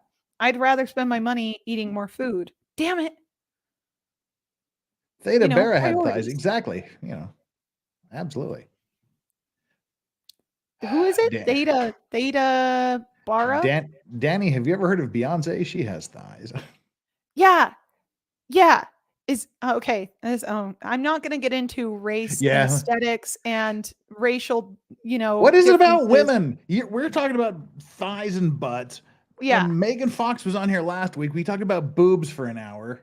I just want to talk about food and Dani's chat, but Dani has to go to work. I wish she wouldn't for the next 30 Wait minutes. a second. Wait a second. One of your chatters says she works in the plastic surgery field. Okay. Hey, hit me up in the DMs. Okay. I'll make you a very wealthy person. Don't touch anything, Dani. Why not? We've had this conversation before. You all should go watch 300-Pound Beauty. Not because I think it's an excellent movie, but I do think it's an excellent movie in one aspect. The overall theme of the movie is learning to love who you are inside and also accepting and loving who you are outside, and also accepting that may include plastic surgery for some of us. Some of us, it's an option available to us, just like makeup, just like what I choose to wear. My aesthetic and how I present myself is very much up to me. So there's nothing wrong in my mind with plastic surgery. And I've thought about this for a long time, since I was a little girl, because my mom had so much reconstructive surgery. And I've been around a lot of plastic surgery in my life. I have no problem with people who want to change their appearance. If you can afford it, go for it. I'll tell you what my problem with it. And again, it's, it's up to the individual, not me, but my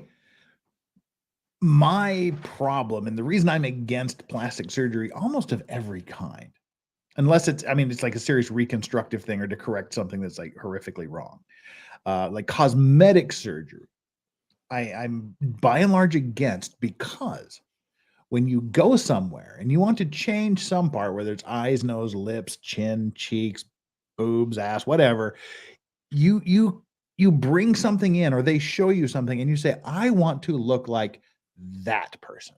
You take away your individuality, your own innate aesthetic beauty, the natural beauty, and you create someone else. You replicate. That's what makeup does. That's what tattoos do. That's what all of these things do. Well, and see, and that's why that's why I like women that don't wear a lot of makeup. And like original tattoos are beautiful, but if you're just going to go get a bunch of flash tattooed all over you, it's like, eh. But look, it's like, I mean, and this is just me. Like, people know I have a weird nose fetish. I just love noses. And when people get nose jobs, it crushes my soul, because every woman in Korea, every one, not big noses, just every nose is unique. And, you know, small noses are great too. But every girl over the age of 25 in Korea has exactly the same nose. Yeah. And Jennifer Grey, Dirty Dancing, killed her career when she went in and got a nose job, because now she looked like everybody else. I mean, that's just me personally. I just love the natural beauty, the flaws. What the people perceive as being flaws, I perceive as being different. Flawed. That's the thing. Yeah, that's what people see as flaws. Thing. Like, people always say, Dani, your nose is perfect. Don't change your nose. And you know what my response is yes, it is perfect, and I want a different one. That's okay. We need to accept people for who they are. Now, the only issue I have with cosmetic surgery is frankly the cost and the expense. If you have that kind of money, you really should be donating it. You should be reaching out to the community and giving back. But if you are in your bad bitch zone, which is where I'm at in my life right now, well, you spend your money all on the time. Okay. Yeah. No, I am in my bad bitch era. It is going to last until I am 34 years old. When I turn 34, I will go back to my altruistic, kind, loving Dani self. Right now, I'm in bad bitch mode. So you can be both. So here's my whole shtick, though, with when it comes to cosmetic surgeries, which I have had none, but I hope to have some. There is nothing wrong with it if it's what you want for your body, and you understand the risks. You understand the benefits. You understand that your plastic surgery can go super wrong and you can end up disfigured. As long as you accept those realities and you accept that you may lose friends, people may not respect you. You understand that there's going to be people who are going to make fun of you anyway. This is not a cure-all for your insecurities at all. This is not a cure for any type of body dysmorphia you may be experiencing. It is literally for funsies. And if you can't accept that, and you can't accept the risk of the funsies aspect, you can't accept the pain that's associated with it, the recovery and everything else, plastic surgery probably isn't right for you. And that's okay. You're beautiful just the way God made you, because he made you. And I feel the same way about myself. Still want a different nose. Still want to play with my look. And it's just for funsies. And I'm okay with that. There you go. So do what's good for you. That's, I guess, my point, right? Like, do what's good for you. Do what's good for your overall health. Recognize that your body is not going to look the same way in 50 years. Your tattoos are going to sag. Your boob job isn't going to pan out quite the way you wanted. You may end up getting cancer or some other kind of effect. So talk to your doctor, get their advice, do things responsibly, but do what's good. Stop shaming everybody. This is what I don't get. This is what pisses me off. We're all out there shaming each other for plastic surgery or for, there's people out there who shame others for tattoos or shame others for body modification, whether it's gauges or like piercings, you name it. My whole shtick is, look, it's their body. They only get it once. And if they're lucky, they get it for 100 years. Why am I here to tell people what they should do with their aesthetic? It's not my business. That's all. I never thought I'd be in a position where I'm advocating for plastic surgery, but I'm just saying But do you believe it can be an illness? You can be addicted. Do you believe that you can be addicted to it? Oh, absolutely. Just like people are addicted to tattoos or body modification or any other type. People are addicted to all kinds of things. The eating disorders are a real thing too. I mean, I completely that plastic surgery can be a disorder, okay? Because you are experiencing body dysmorphia. Work on that part. I completely agree with you that it's people's body. I mean, you can do whatever you want with it. I mean, really, you want to put like horn bumps in your head, cut your nose off, tattoo your whole face black, give yourself pointy ears and file your teeth down and split your tongue. Go ahead. Put holes in your cheeks. But at some point, I also have the right to go, all right, see ya. You're just a little too out of it for me. And that's totally fine. And that's my whole point, y'all. You may risk friendships. You may risk relationships. You may risk the way that the rest of the world perceives you. That is a risk you have to be willing to accept if you're going to go down that path. It is a very expensive way to learn very hard life lessons if you haven't already learned them. Yeah. It's like you do you. I'm a big proponent of you do you, as long as it doesn't affect me. And there's very few situations where it would ever affect me, what you do with your own body. But there's some point when like, I don't have to respect you for it. Like, all right, don't respect people for their I'm not going to hire you. I'm not going to let people do what they're going to do. I don't respect people for their makeup application. I don't respect people because of their body modification. Am I sometimes fascinated by it? Yes. But are there consequences to it? Absolutely. Absolutely. And what about if you want to go into, say you want to go in for a nose job and it's your nose. You can do what you want with it. I will cry for weeks if you ever do that. But hey, I'll still love you because you're still I'm sorry. You're still my Dani. I'll cry for weeks if you get a nose job. But hey, as an example, you go to consult about that. You go to have a consult about that, and the plastic surgeon looks at you and goes, "Okay, you want your nose job, but."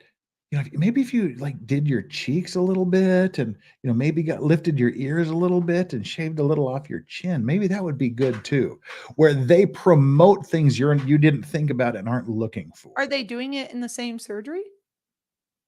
I don't think it matters. I mean, it's something you haven't thought about, you don't do, but they're promoting it to make more money off of you by, I don't know if you want to call it pandering to insecurities or creating insecurities that don't exist. So you just, okay, if I do my nose, I'm cool. But then they go, yeah, but if you just get a little bit of a lift or you did a little eye tuck or something, I think that would look good too. And they upsell you.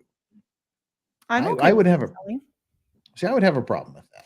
I'm also, though, okay with them at McDonald's saying, would you like to supersize that? Yeah, but supersizing it isn't saying, let me cut part of your face off. Hold on. It's far more insidious because they're saying, let me steal years off your life by making you fatter, by injecting you with all the hormones and chemicals and delicious things that will trigger all of the happy chemicals in your brain, making you want to come back and get more. And every time you come back and get more, we'll make an extra 50 cents off of your years of life. To me, there is no difference between a doctor sitting there, a cosmetic surgeon sitting there saying, hey, Dani, why don't we just take a little here? Why don't we do a chin implant at the same time we're doing your nose job? And the person sitting at the window saying, would you like to supersize that? I think there's a big difference because I can exercise and run that off or skip a meal and some people can't though, Jeff. There's people who are handicapped. There's people who, and I'll tell you, you don't cut weight in the gym. You cut weight at home. That's all diet based.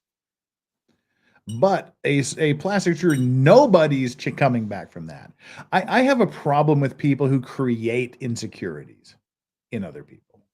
So go and get mad at the entire beauty industry. They've been doing it for I am, but I'm a man. I have zero ponies in that particular show.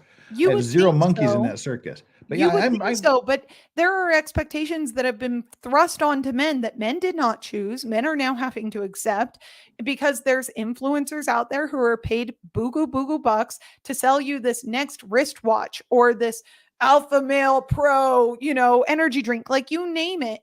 They are constantly shoving this in men's faces and they do it in video games. When's the last time you've seen a gamer in a game? A gamer in a game. Take your average gamer. Yeah. Make them the focal point of a game. Make them the main character. Oh no, it's escapism. You don't want that. Yeah, you never want that, right? And the same is true of the beauty industry and anywhere else. It's just that there are certain people who, yes, I do think it's wrong to prey on people's insecurities. If someone comes in crying because they've been teased about their big ears, because I did this, I'll regret this for the rest of my life. I teased this boy who liked me because he had really big ears in elementary school / early middle school. I was deeply insecure.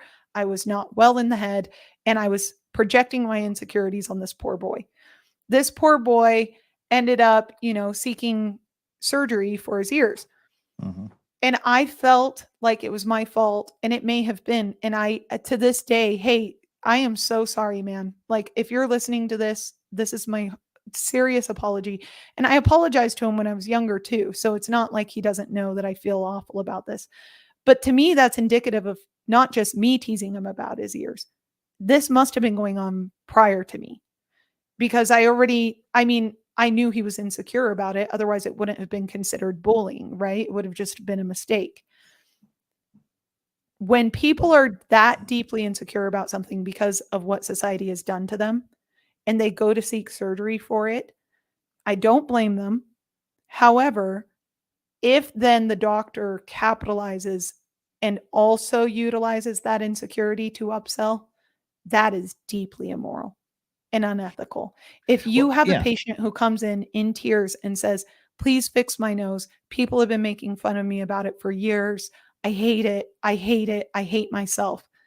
To then upsell that person is wrong. Deeply wrong.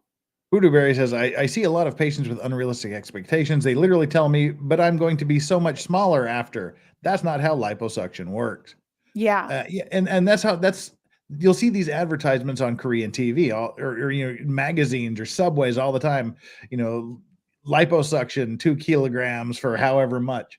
I guess that's kind of where my problem with the whole industry is. And I'm a total outsider, so I don't really give a shit in the end. But my personal problem with it is when you, in anything, whether it's medicine, cosmetics, cosmetic surgery, when you treat the symptoms and not the disease, that's my problem. I absolutely agree with that. If you are experiencing severe depression because of a body part that people make fun of, okay, and you can easily fix it just by doing the surgery, sure, maybe that's one way of handling it. And by the way, folks, this young man, I know him today. He and I are friends on Facebook. He's happily married, has 3 kids, very successful. He's living his best life, and I'm so happy to see it. My point is, though, to say, I agree with you. There are multiple ways to treat a root cause issue. In my case, I'm not deeply insecure about my appearance. Yeah. Do I have some other insecurities? Oh, hell yeah. Everyone does. But I'm not deeply insecure about my appearance. I just want to change it up. Yeah. I mean, it's like the people that want to go and want those, like bicycle tire lips, and they want the 96-inch Triple J tits.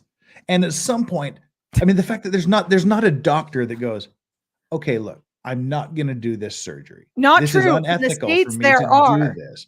But in other countries, you're absolutely right. And let's see, I think there's a different issue we need to be treating rather than your physical appearance.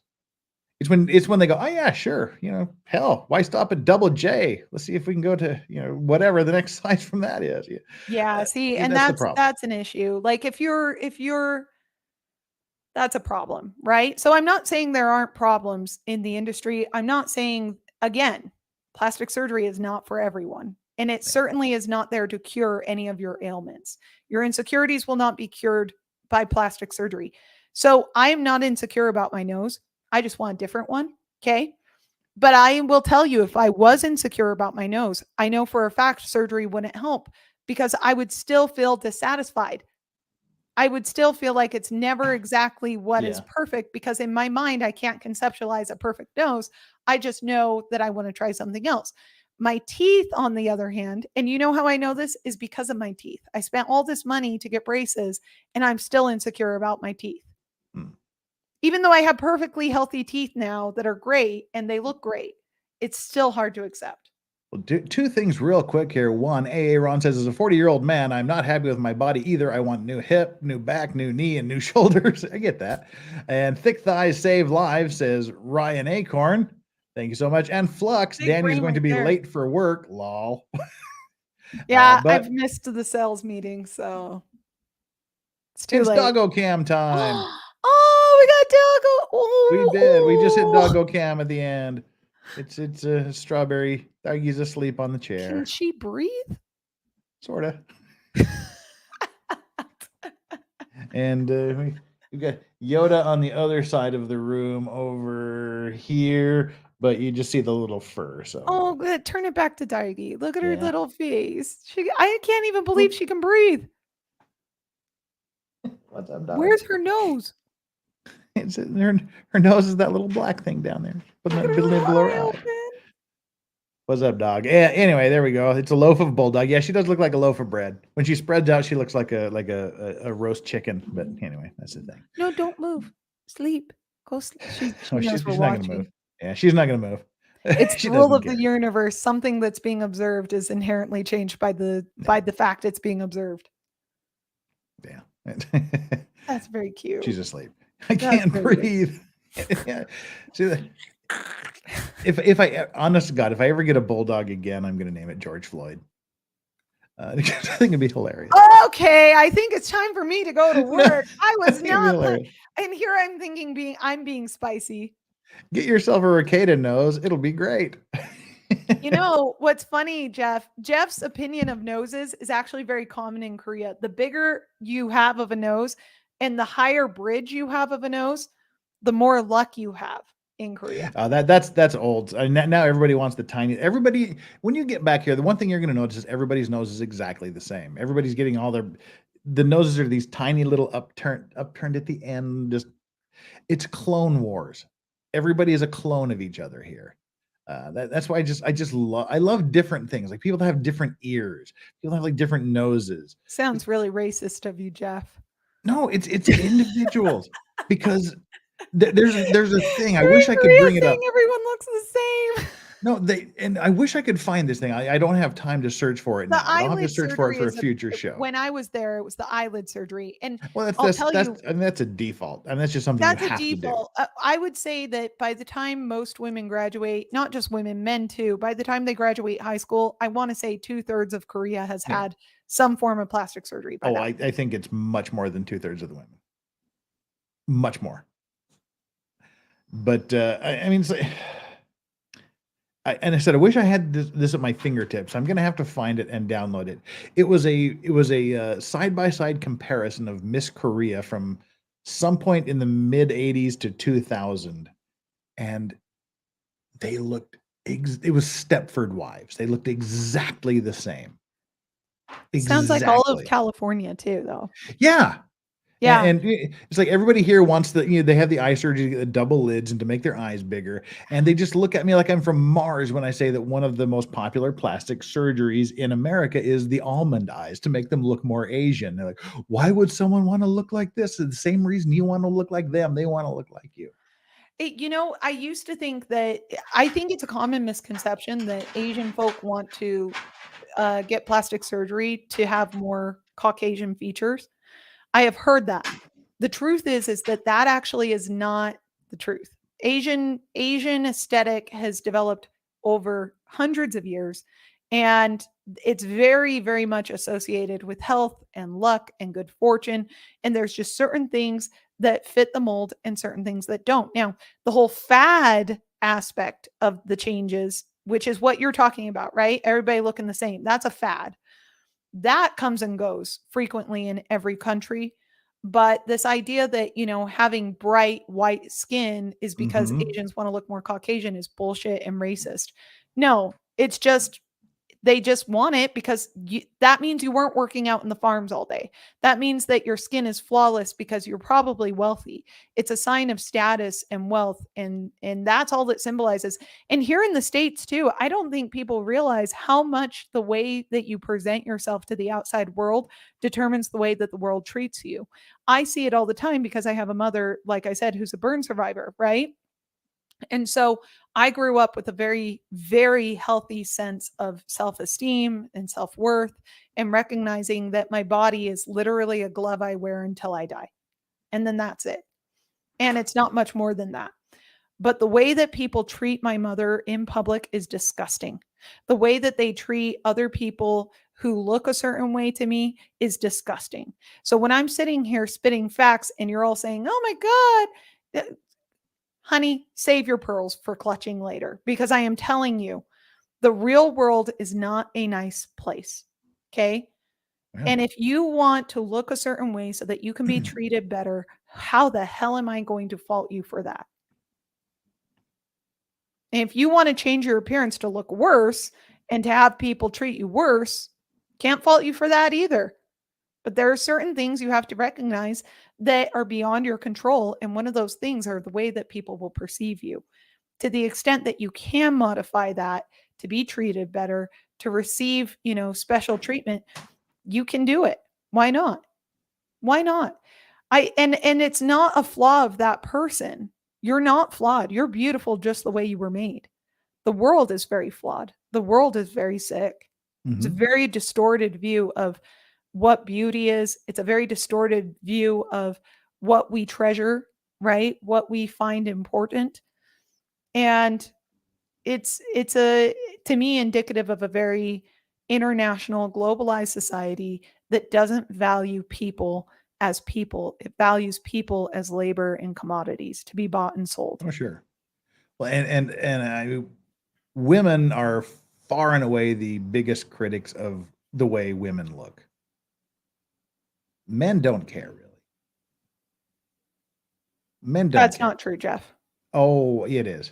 That's not true. Men say that, No. but then they're like, they wake up the next morning after a couple of drinks and then they disappear.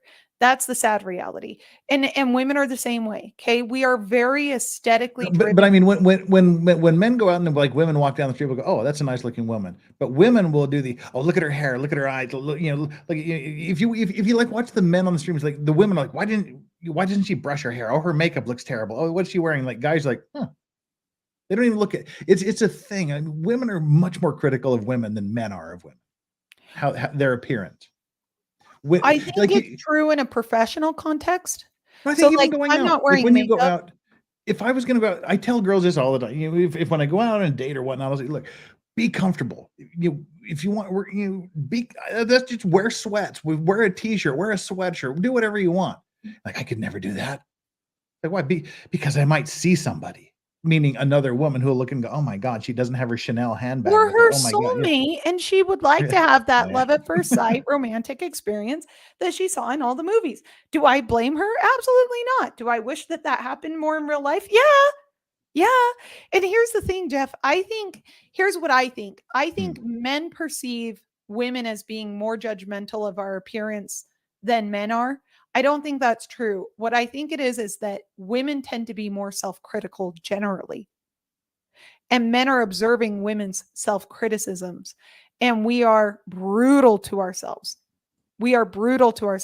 Men, not quite so much. You wake up, you take a shower, you wash your face, and you're like, I'm good to go. Don't care. Got to go get my shit done. Right?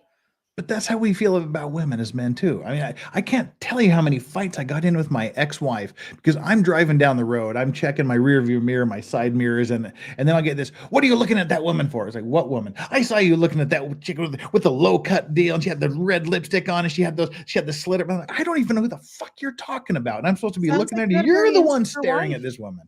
Oh no, it happens all the time with other women. I guarantee you, she was probably that self-critical in her own brain. She probably looked over and went, God damn it, I didn't take the time to do that this morning. I should have done this. I should have. That's generally, in my experience as a woman, how women's brains work. We're not sitting there going, oh, that bitch is trying to steal my man. That's not as common. More common than not, it's he's looking at her because I am lacking, which is not a healthy thought. See, and I as a man, men honest don't really care that much how they're woman. I mean, if you're going to go to like an evening party and the evening dress, dress up. But if it's just going to hang out and eat pizza somewhere, you don't need to dress up like you're going to see the queen. but women will because of the expectations that other women put on them. They don't want to be the one without the handbag. They don't want to be the one, that's this caught looking, the one that's like, I mean, when you go to the beach and you see women wearing high heels to the beach, you're like, you're on the beach. I wear high heels to the beach because it makes my butt look great. For who? The guys For me. Just like, the guys, when my butt looks great, people treat me better. I'm telling you, Jeff, it's not for me, at least. I have come to the realization that the way I am treated oftentimes is a direct reflection of how I have presented myself. Oftentimes. If I'm all dolled up, I never open a door.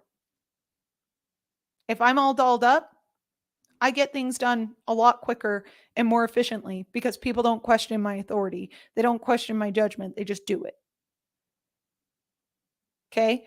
There is a difference, and it's true for men too. A man who's walking around the city in a suit, dressed appropriately, dressed nice, is going to be treated with more respect than some guy who rolled out of bed still in his PJs, itching his crack on his way to Walmart. Okay? Very, very, very different experience in the way that people perceive and treat you. Is it fair? No, that's not what I'm implying at all. I'm implying that you should treat everyone with respect, whether you are the man in the suit, whether you're approached by the man in the suit or the man who just rolled out of bed and is itching his crack on the way to Walmart. Okay? Regardless of who it is, you treat them with respect. And then all of these other expectations and everything else will fall away. But once you get rid of those insecurities, once you recognize that, look, the world's going to treat you how it's going to treat you, I might as well live the life I want to live. Once you accept and embrace that into your life, I at least still want to make some changes because it's fun. It's just fun. For me, I get bored with the way I look. I change up my look frequently. My hair, for example, I'm thinking of going dark brown just for funsies.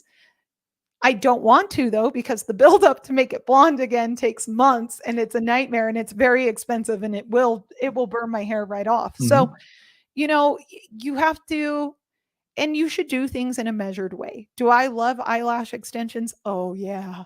Yeah, it's great. I never have to put on eye makeup. I just wake up and I look like just like a little Disney princess and it's phenomenal.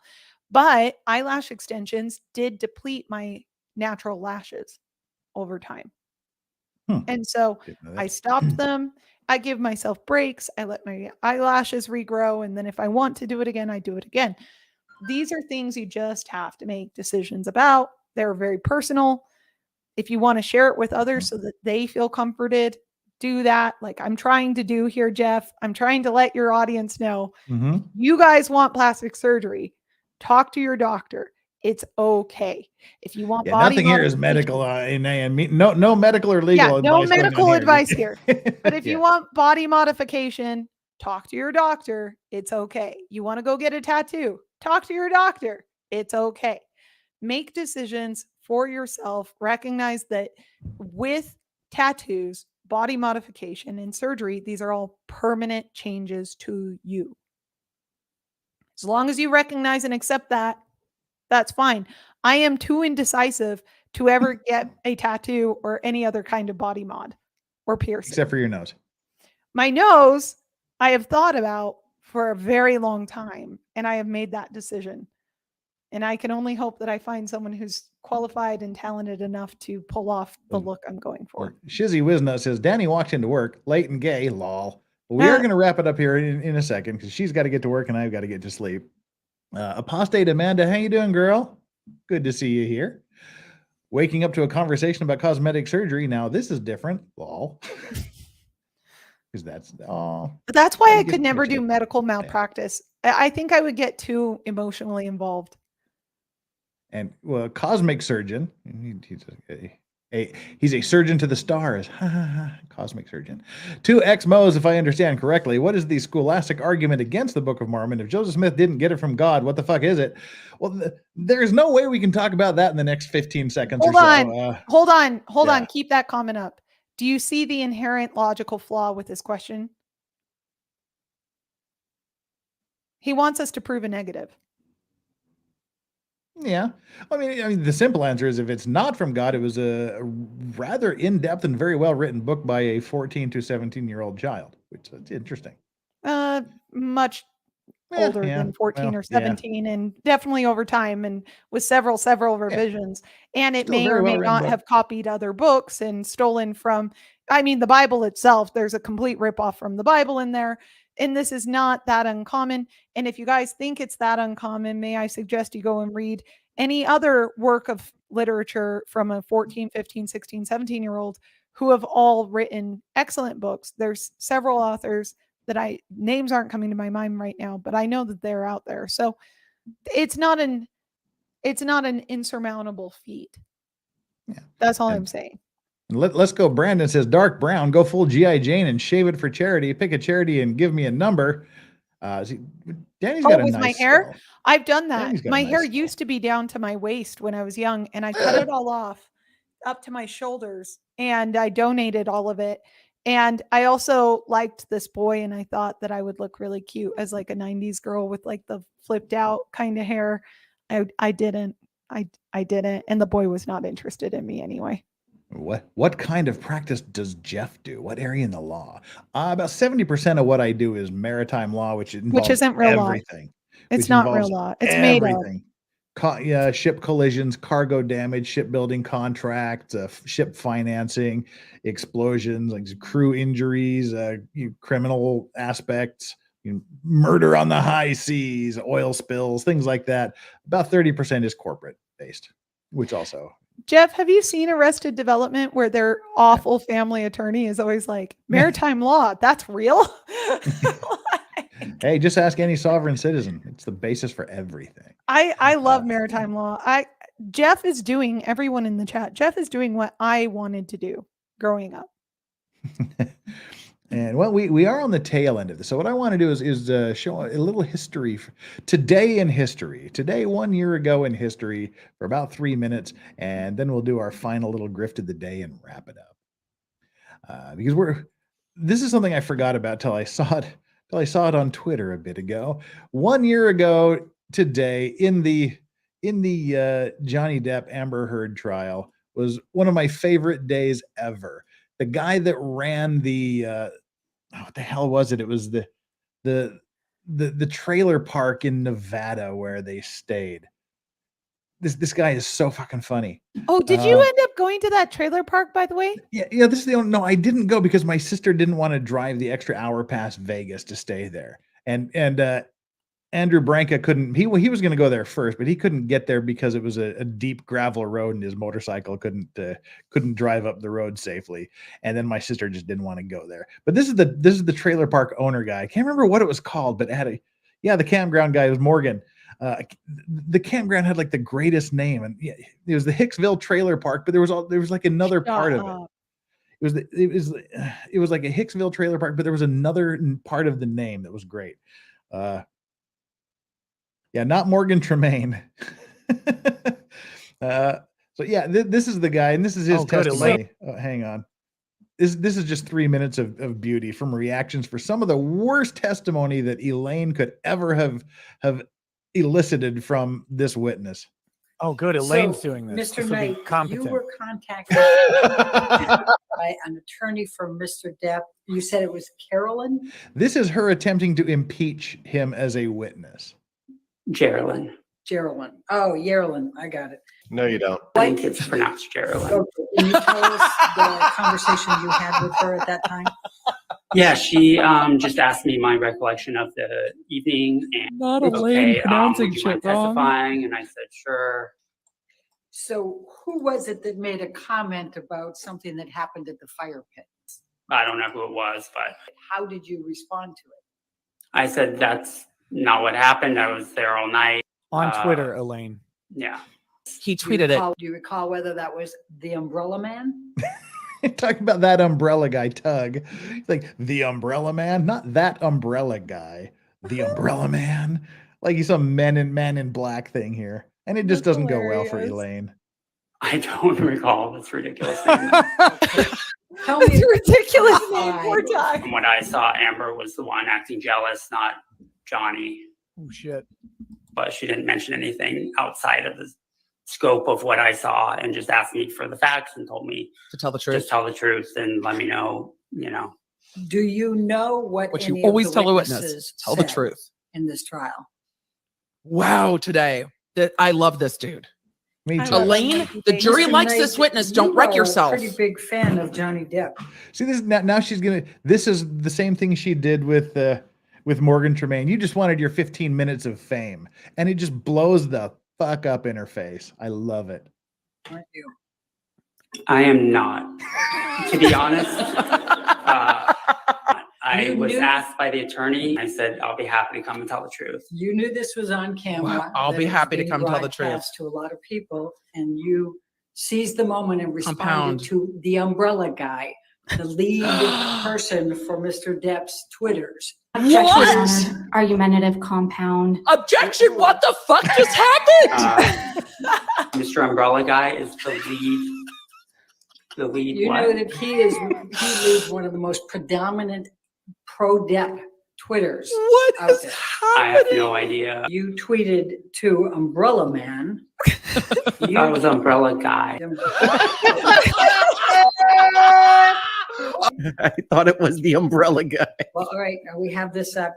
I'm going to ask you to take a look at Umbrella Guy. Quote, that never happened. I was with them all night. Amber was the one acting all jealous and crazy. Yes, I read that into evidence, Elaine? I do recall writing that. Why would she bring I that do. in? Yeah, literally, she's having the witness testify that it was her client that was the fucking psycho bitch that night. She just literally entered this into evidence. And she was also the one that introduced the these search terms for Amber Turd and Look at Johnny Depp's attorneys. They're just like shell shocked with stupid. Yeah. They're like, yeah, and, like the only thing worse than this was her standing up and telling the entire jury and everybody around the world that people were searching for Amber Turd and Amber Heard is a liar and all these other search why would you terms. say that? Because Elaine is a fuckwit. That's what. Can you bring that up, please? Oh God, yes, put it in Call it evidence. Defendants 1903. This isn't going to help. Objection? Did Elaine just 4D Your chess Honor, herself into We admitting believe that the first testimony? part of the. You're reading that into evidence. Oh my God. First of all, she just walked herself into this guy saying it wasn't Johnny, it was Amber Heard the entire time. I mean, she is literally running this ball into her own end zone. Today has gotten so fucking spicy. Do you know who Adam Waldman is? I have no idea. Well, he's testified earlier that he talks to the Umbrella Guy. Is he what? He talks to the Umbrella Guy? Yeah. Were you aware of that? Like in his sleep? Honestly, this sounds like schizophrenia. Now, 4 days after this event where you texted, Your Honor, yeah, it's in. Okay, good.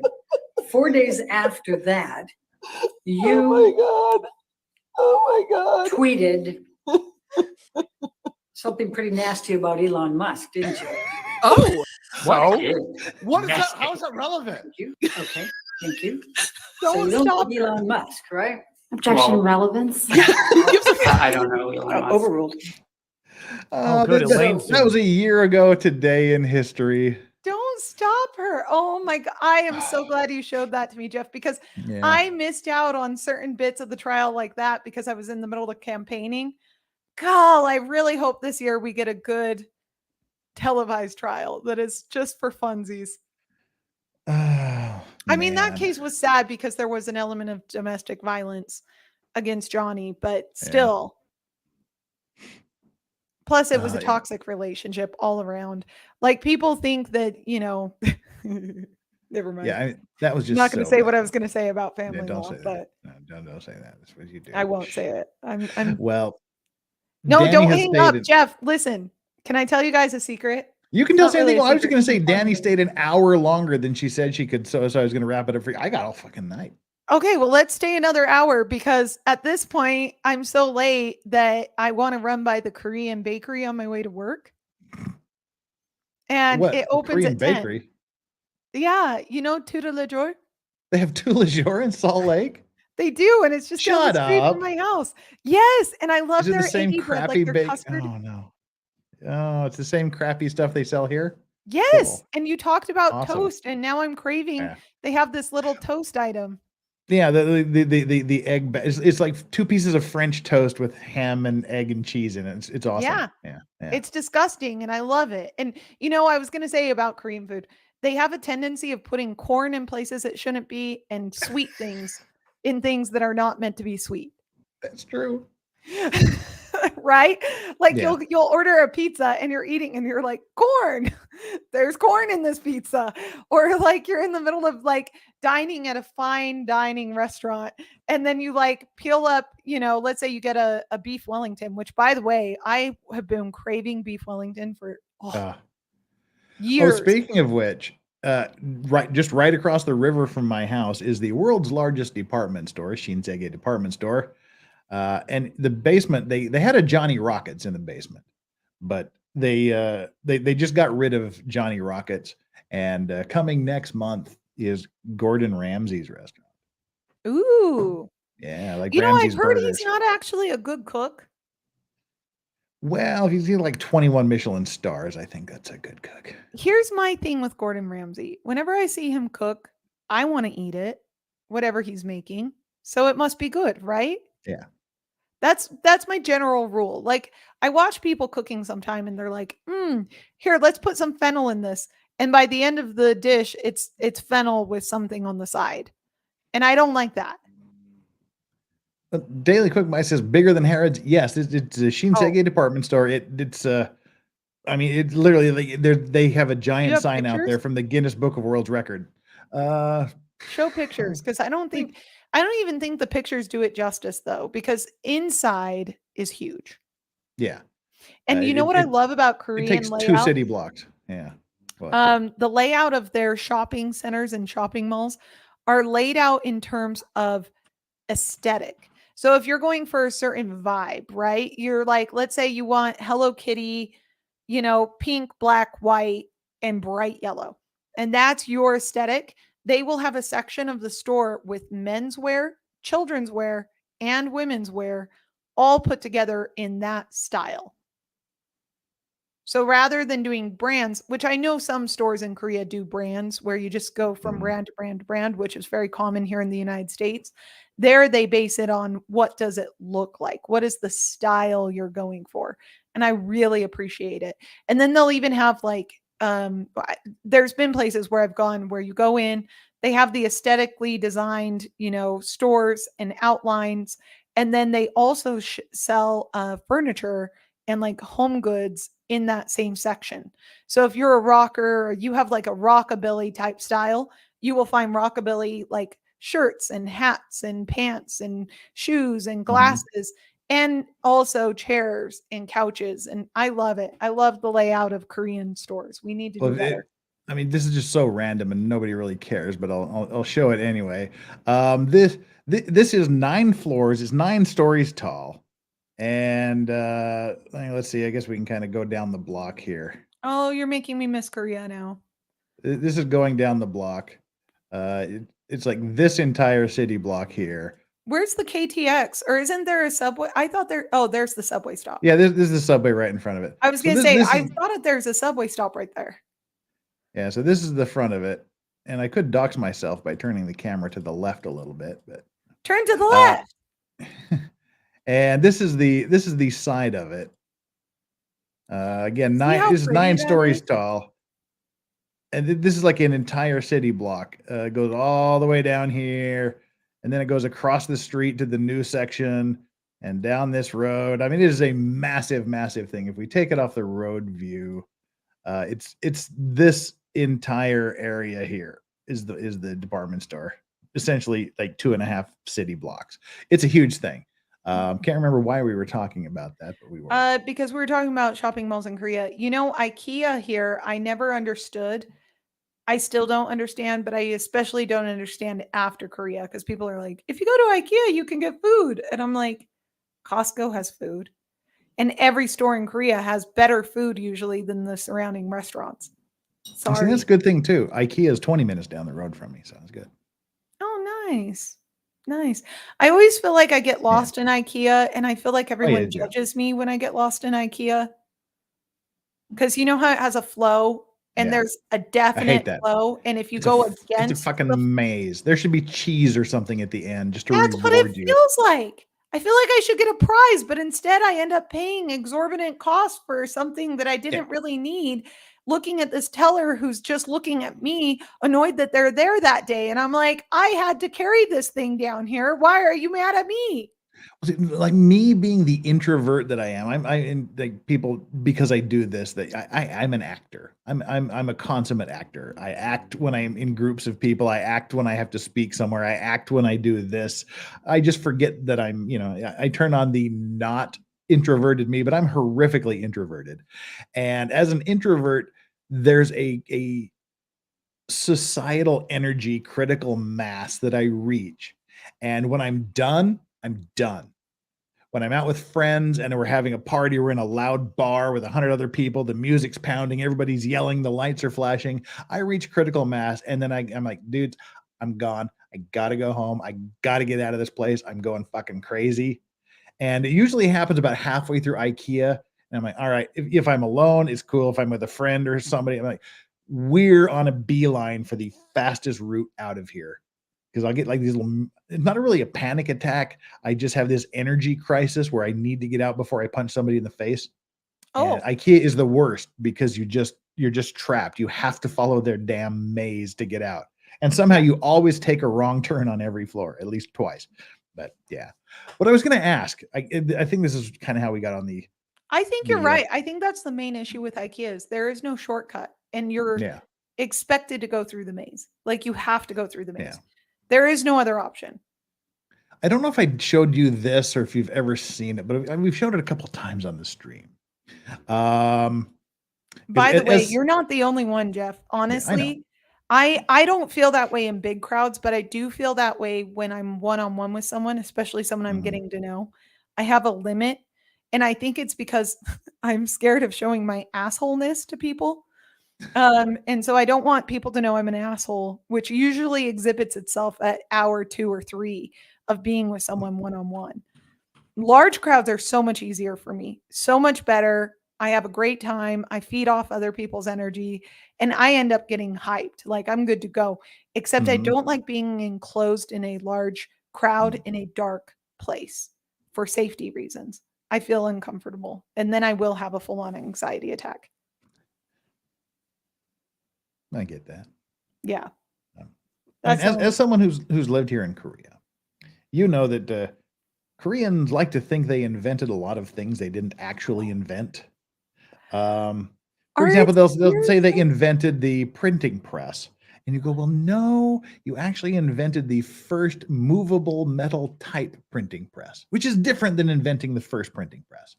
And in some ways, it's more advanced, right? The printing blocks. It's more advanced. It's like they invented sundials. It was like, well, no, not really. You invented a different type of sundial. Their star maps, though, are good. I had to disabuse so many Koreans back in the day when Pepsi first came to Korea because the Pepsi red and white thing is just like the yin yang in the center of the Korean flag. So they all thought that Pepsi was invented in Korea because it had the part of the Korean flag right there on it. I'm like, no. Listen. But you and I both know what is the basis of Korean culture. I'm not even going to say that one because I love Korea and everything about it, and it's all unique and original. But here's what I will say: anybody ever. None of that surprises me anymore. But there was a great ad campaign that came out for Mr. Pizza called "The True Origins of Pizza," where they prove that Koreans invented pizza. I mean, have you seen that? No, but I love Korean pizza, so I'm okay with them owning it.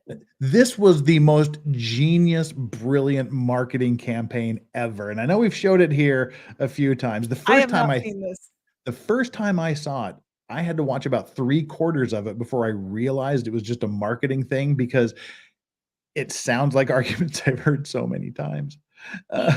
Pizza. This is the where are we at here? You have to backtrack it. Did I close that window? I'm an idiot. Well, that's an easy one. You're not an idiot, just a boomer. There we go. You know what's hilarious is all these young folk who make fun of us for making minor mistakes. Mm-hmm. Just wait. Here we go. Wait. This is Time stops for no one, my friends. This is called the true origins of pizza, where Koreans prove that they invented pizza. Are you ready to watch this? Damn it! I forgot I need to draft an objection, but yes, I am ready. All right. This is only 3 minutes long. Then we can wrap it up, and then you can. No, it's okay. I'll just go get myself some toast and then go draft an objection. Go. Yeah. So the true origins of pizza, and like it's so brilliant because anybody that's ever spent here and had to deal with these Koreans invented everything. It's great. Plus, it's also an acknowledgement by the Koreans they have that thing. But it's all this is Koreans invented pizza. If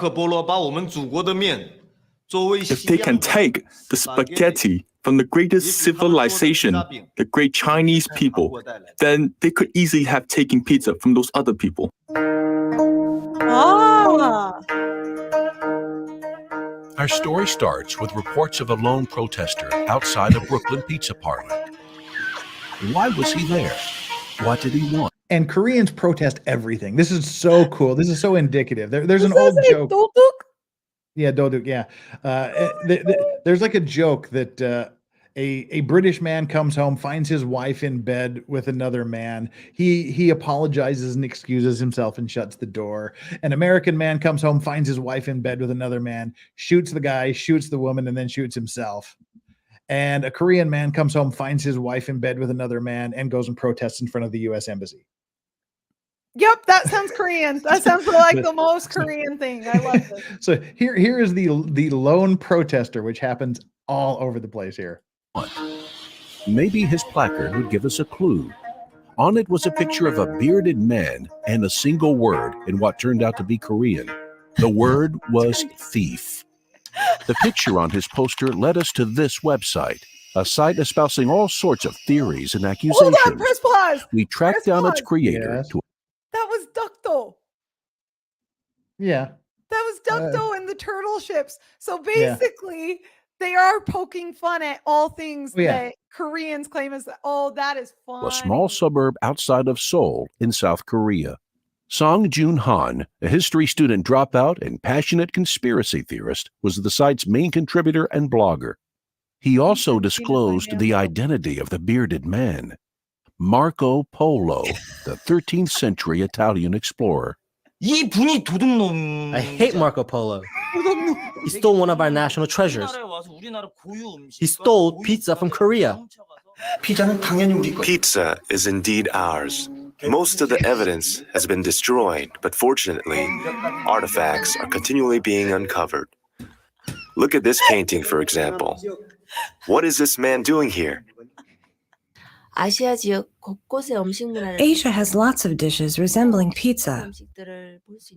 But the closer you get to Jinju, the closer you get to the classic pizza. I think Italy owes us an apology. Koreans invented pizza? What else they invented? Like cappuccino?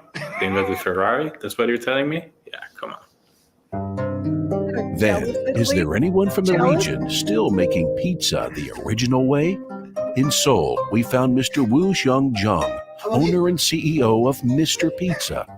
I immediately love this man. Oh, yeah, it's great. Immediately love this man. This man is who I want. When I say I'm in my bad bitch era, that's this man. Owner and CEO of Mr. Pizza. We are original pizza. My father made pizza. My grandfather made pizza. My grandfather's grandfather made pizza. We made pizza. We asked him if they invented pizza. We never said that he invented pizza. We are original pizza. We asked him if that wasn't the same thing. We are original pizza. We weren't going to get our conclusive evidence from him. But maybe we can get it from somewhere else. Buddhism. I found a piece of undeniable evidence. A Buddha from the Koryo dynasty. Look on top of his head. What is that? How did they get Hold on, only be a pizza box. how the hell did they get a green light on this? No, hang on. Well, this is a Mr. Pizza. This is a Mr. Pizza advertisement. Yeah, no, I get that. Yeah. How did they get the green light to do this? This is impressive. This is a whole nother level of comedy. I am in. Oh, it is. Just watch. Goryeo Dynasty. Look on top of his head. What is that? It can only be a pizza box.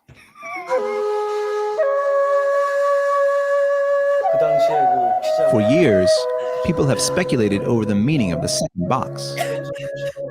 I think this is the first buy one, get one free garlic bread promotions of the time. We also invented garlic bread. Could the first pizza actually have been from Korea? And did Marco Polo steal more than spaghetti from Asia? And more startling, could it have come with free garlic bread? The original pizza. Mr. Pizza. Wow. Yeah, that is beautiful. What is the name of the CEO? Ho Chun? I don't know. I have to go back and watch it. But just search for True Origins of Pizza, and that will come up instantly. Thank you, Jeff. I didn't know I needed that in my life. Oh, that is the greatest advertisement that's ever been made in the history of advertisement. And it shows like an amazing level of self-awareness by Mr. Pizza. I mean, not just food, but culture and everything else. Just great. Can I share some fun stories with your chat real quick? If you desire. I desire. Also, your dog kind of looks like I've decided it kind of looks like a flattened dumpling. Looks kind of like a little an egg larva. roll. It's like a loaf of bread or a larva. I kind of want to bite its face. Is that normal? Yeah, totally normal. You want to bite its face sometimes? Do you kiss its face and like just kind of like All the time. You just and like play with it and like make little like noises and stuff. Yeah. It's very squishy looking and I love it. So the reason I bring up ducto and the reason Jeff and I both chuckled at that is because Koreans have this affinity for some rocks, and that is all they are some rocks just off the coast of Korea, but between Korea and Japan. Japan also has an affinity for said rocks, and there has been a fight of the century about ducto for what? It's been a fight of several centuries. Oh no, for several centuries Yeah. over ducto, the rocks. And so that is that's why that scene is particularly hilarious. The same is true of turtle ships. Turtle ships allegedly invented by Yi Sun-shin, the original turtle ship. Mm-hmm. Whether or not that was the original armored boat is still in dispute amongst historians, right? So again, going back to the original theming, beautifully done. When I worked at the State Department, I can't count the number of times where the Koreans would come over to discuss the issue of the East China Sea versus the Korean Sea and how that ought to be named. Yeah, there's Koreans a Korean take sea, there's great Sea of pride Japan, in these yeah. things. Yeah. Well, I mean, it actually is legally important. I mean, the Dokdo Island thing is it's ridiculous That's legally, to most people, jurisdictionally, it makes sense. because you get your free 100-mile free, your exclusive economic Nautical zone miles. from the furthest point of your land, and so that gets them an extra couple 100 miles of their exclusive economic zone. If Japan has the same argument. Can you call China and let them know that artificially made islands don't count? Sorry, that was a joke. It was a joke, CCP. F off. Leave Jeff alone. Man, they don't bother me. I don't like that. Yeah. Not that you know of. Yeah, no. So for those who don't know, China has been going and making these islands all over the ocean. I think that they're militarily advantageous for them. I think they're just going to build a bunch of landing strips on them and use them as bases, which is smart. They're in expansionist zone mode. So we'll see how this all shapes up. But I'm pretty sure Korea and Japan might be friends here real quick. Mm-hmm. Yeah, so yeah, it's just saying they get 200 miles from that rock if they claim that rock as their own. So both people they both claim the rock. So there's Bobby overlapping. Bologna, don't boop your cat. You don't boop cats. He's like, I just booped my cat and I got bit. Well, duh. We don't. Duh, yeah, you booped This it. is why the power of the boop is only in the hands of Lafrodite. Right. There you go. By the way, if you guys want a safe cult experience, you really should check out my YouTube channel. Come and join, become a member of the Cult of Lafrodite. It is a safe way to get a very mild experience of what it's like being in an actual cult. We will love bomb you. We will build up your self-esteem. We will rip it down. We will make you a part of our members. You will feel like you belong to something greater than yourself, because you will. Ultimately, you will be enlightening the world with the truths of Lafrodite. Well, and that's a perfect continue to grift. This will be our closing grift because it is 12:30 here. It's time for me to head to sleep, and it's time for you to get your objection written. It's because we're losing viewers. That's okay. No, we're not. But No, we're do not. check out the cult. If you haven't become a member, become a member. Yeah, Wendy H, she's testifying down in the chat. I just became a member last night. I highly recommend Dani's channel. And Wendy H is already experiencing the bliss of being a member of the Cult of Lafrodite. She has felt the warmth and light of the meaning and, you know, the gospel of Lafrodite enlighten her soul.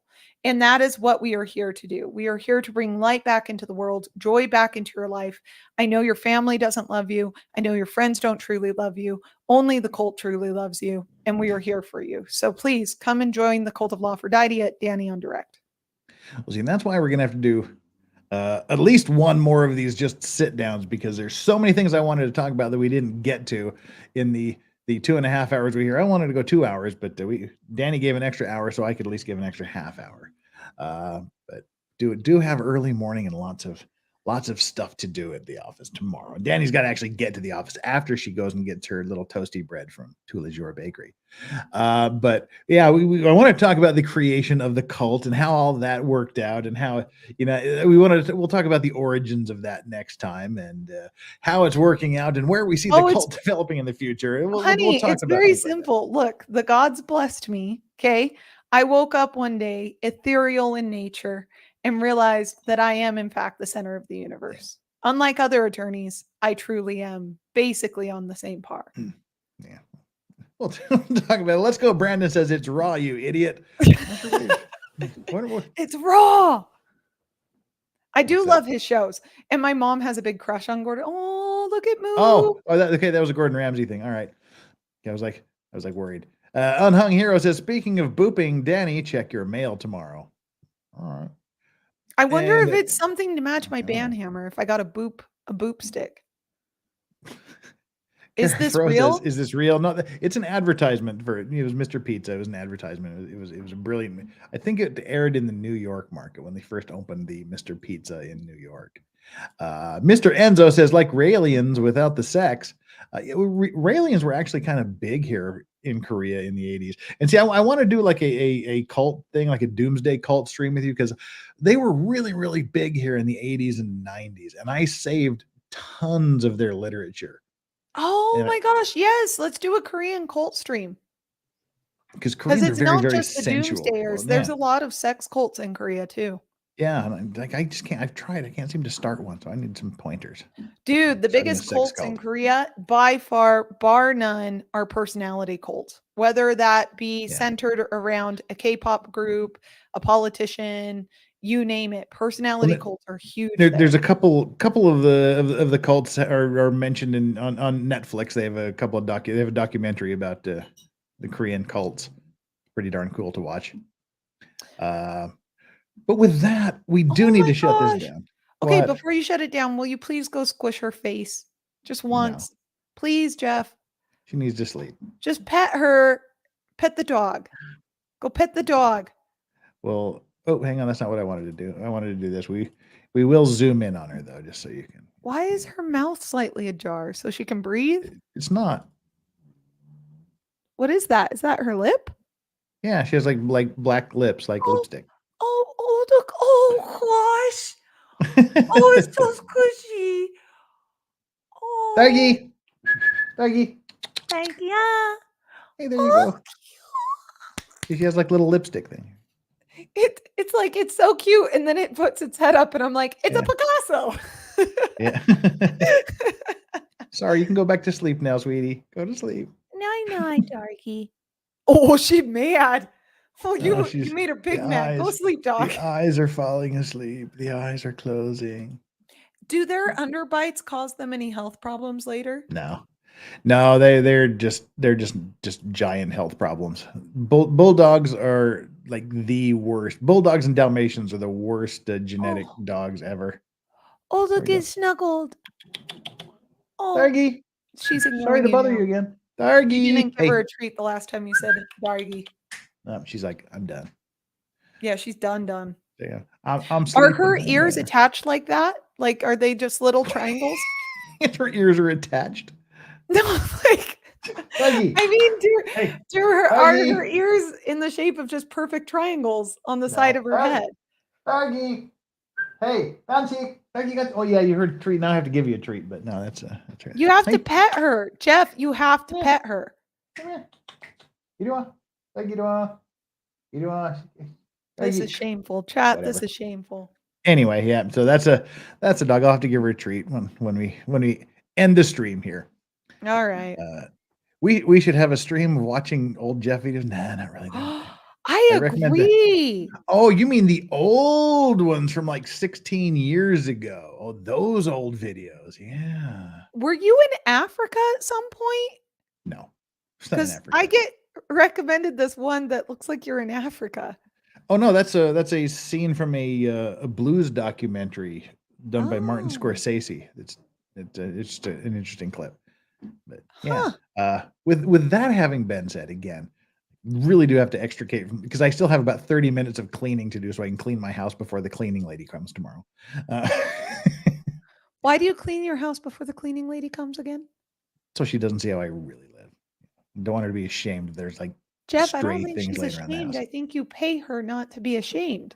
Yeah, well, you know, it's coded in my mother would clean before the cleaning lady got there. Then she would clean after the cleaning lady got there. And so I'm like, Mom, you clean twice as much when you have a cleaning person as you do. But she comes like once every 2 weeks and just kind of tidies up. But you know, I love that Dargy is still looking at you side eyes. Like, what do you want? Why? All right. Well, let's close it up. Sorry. Thank you, everybody. You need to do your thing. So everybody go to Dani Ahn Direct. Thank you for the 333 of you that are still here. We've got 460 likes.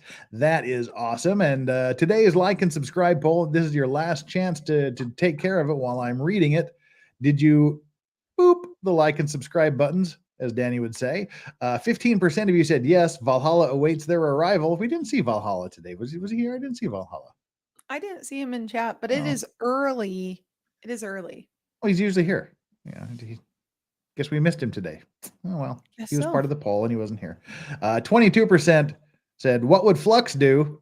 Smash buttons, obviously. 29% of you said yes, the gods must be crazy. And 34% of you said you boop the like and subscribe buttons. All hail Lafrodite. Hell yeah. Love you guys. You guys are the That's right. best. I love you, chat. You go have awesome days or nights or wherever you are. We love you. You're great. And let me give a big boop to the chat. Chat, may you have an excellent day. Jeff, may you have an excellent evening. May your house get clean. May your dogs not have serious health problems. May the rest of you all who are here with us still, may you go forth into the world with confidence and beauty and grace and make the world a little bit better place today by respecting everyone, regardless of how they look, regardless of how they treat you. You be the better person. You be the change in the world you want to see today. That is my blessing to you from the almighty Lafrodite. Boop. Thank you so very much. And make sure you go to Dani Ahn Direct, subscribe to her channel, like every video she's ever done, especially the ones I'm in. And while you're at it, subscribe to me. And if you think you're subscribed to either one of us, make sure you are still subscribed to both of us, because sometimes YouTube just takes away subscribers for no real reason. Mods, thank you so much for being moddy. You're the best mods ever. And thank you so much for chat. The Legal Vices Vice Squad chat is the best chat there is out there. Thank you so much for your generosity, as always, with the super chats. Thank you to Dani Ahn Direct, my ride or die girl, my homie. Absolutely one of the greatest people you'll ever meet on planet Earth. She is always going to be my ride or die Dani, because she's the best there is, frankly. Oh, shoot. And with that, we'll see you tomorrow with Steph, the Alter Nerd, and Monday with Rob from Law and Lumber. Monday will be Legal Vices. Legal Vices. It's Legal Vices every day. Let's try this again. Join me tomorrow for Steph, the Alter Nerd. Do not miss that. Monday will be Maritime Monday. Tuesday will be Law and Lumber Rob. Wednesday we'll be doing a review of all of the outstanding cases, where they are currently and how they're standing and what's up next. Thursday is OJ Day, and Friday will be Drex. So join us all next week. Take care, everybody. We will see you later. Dani, give everybody a goodbye. Bye, everybody.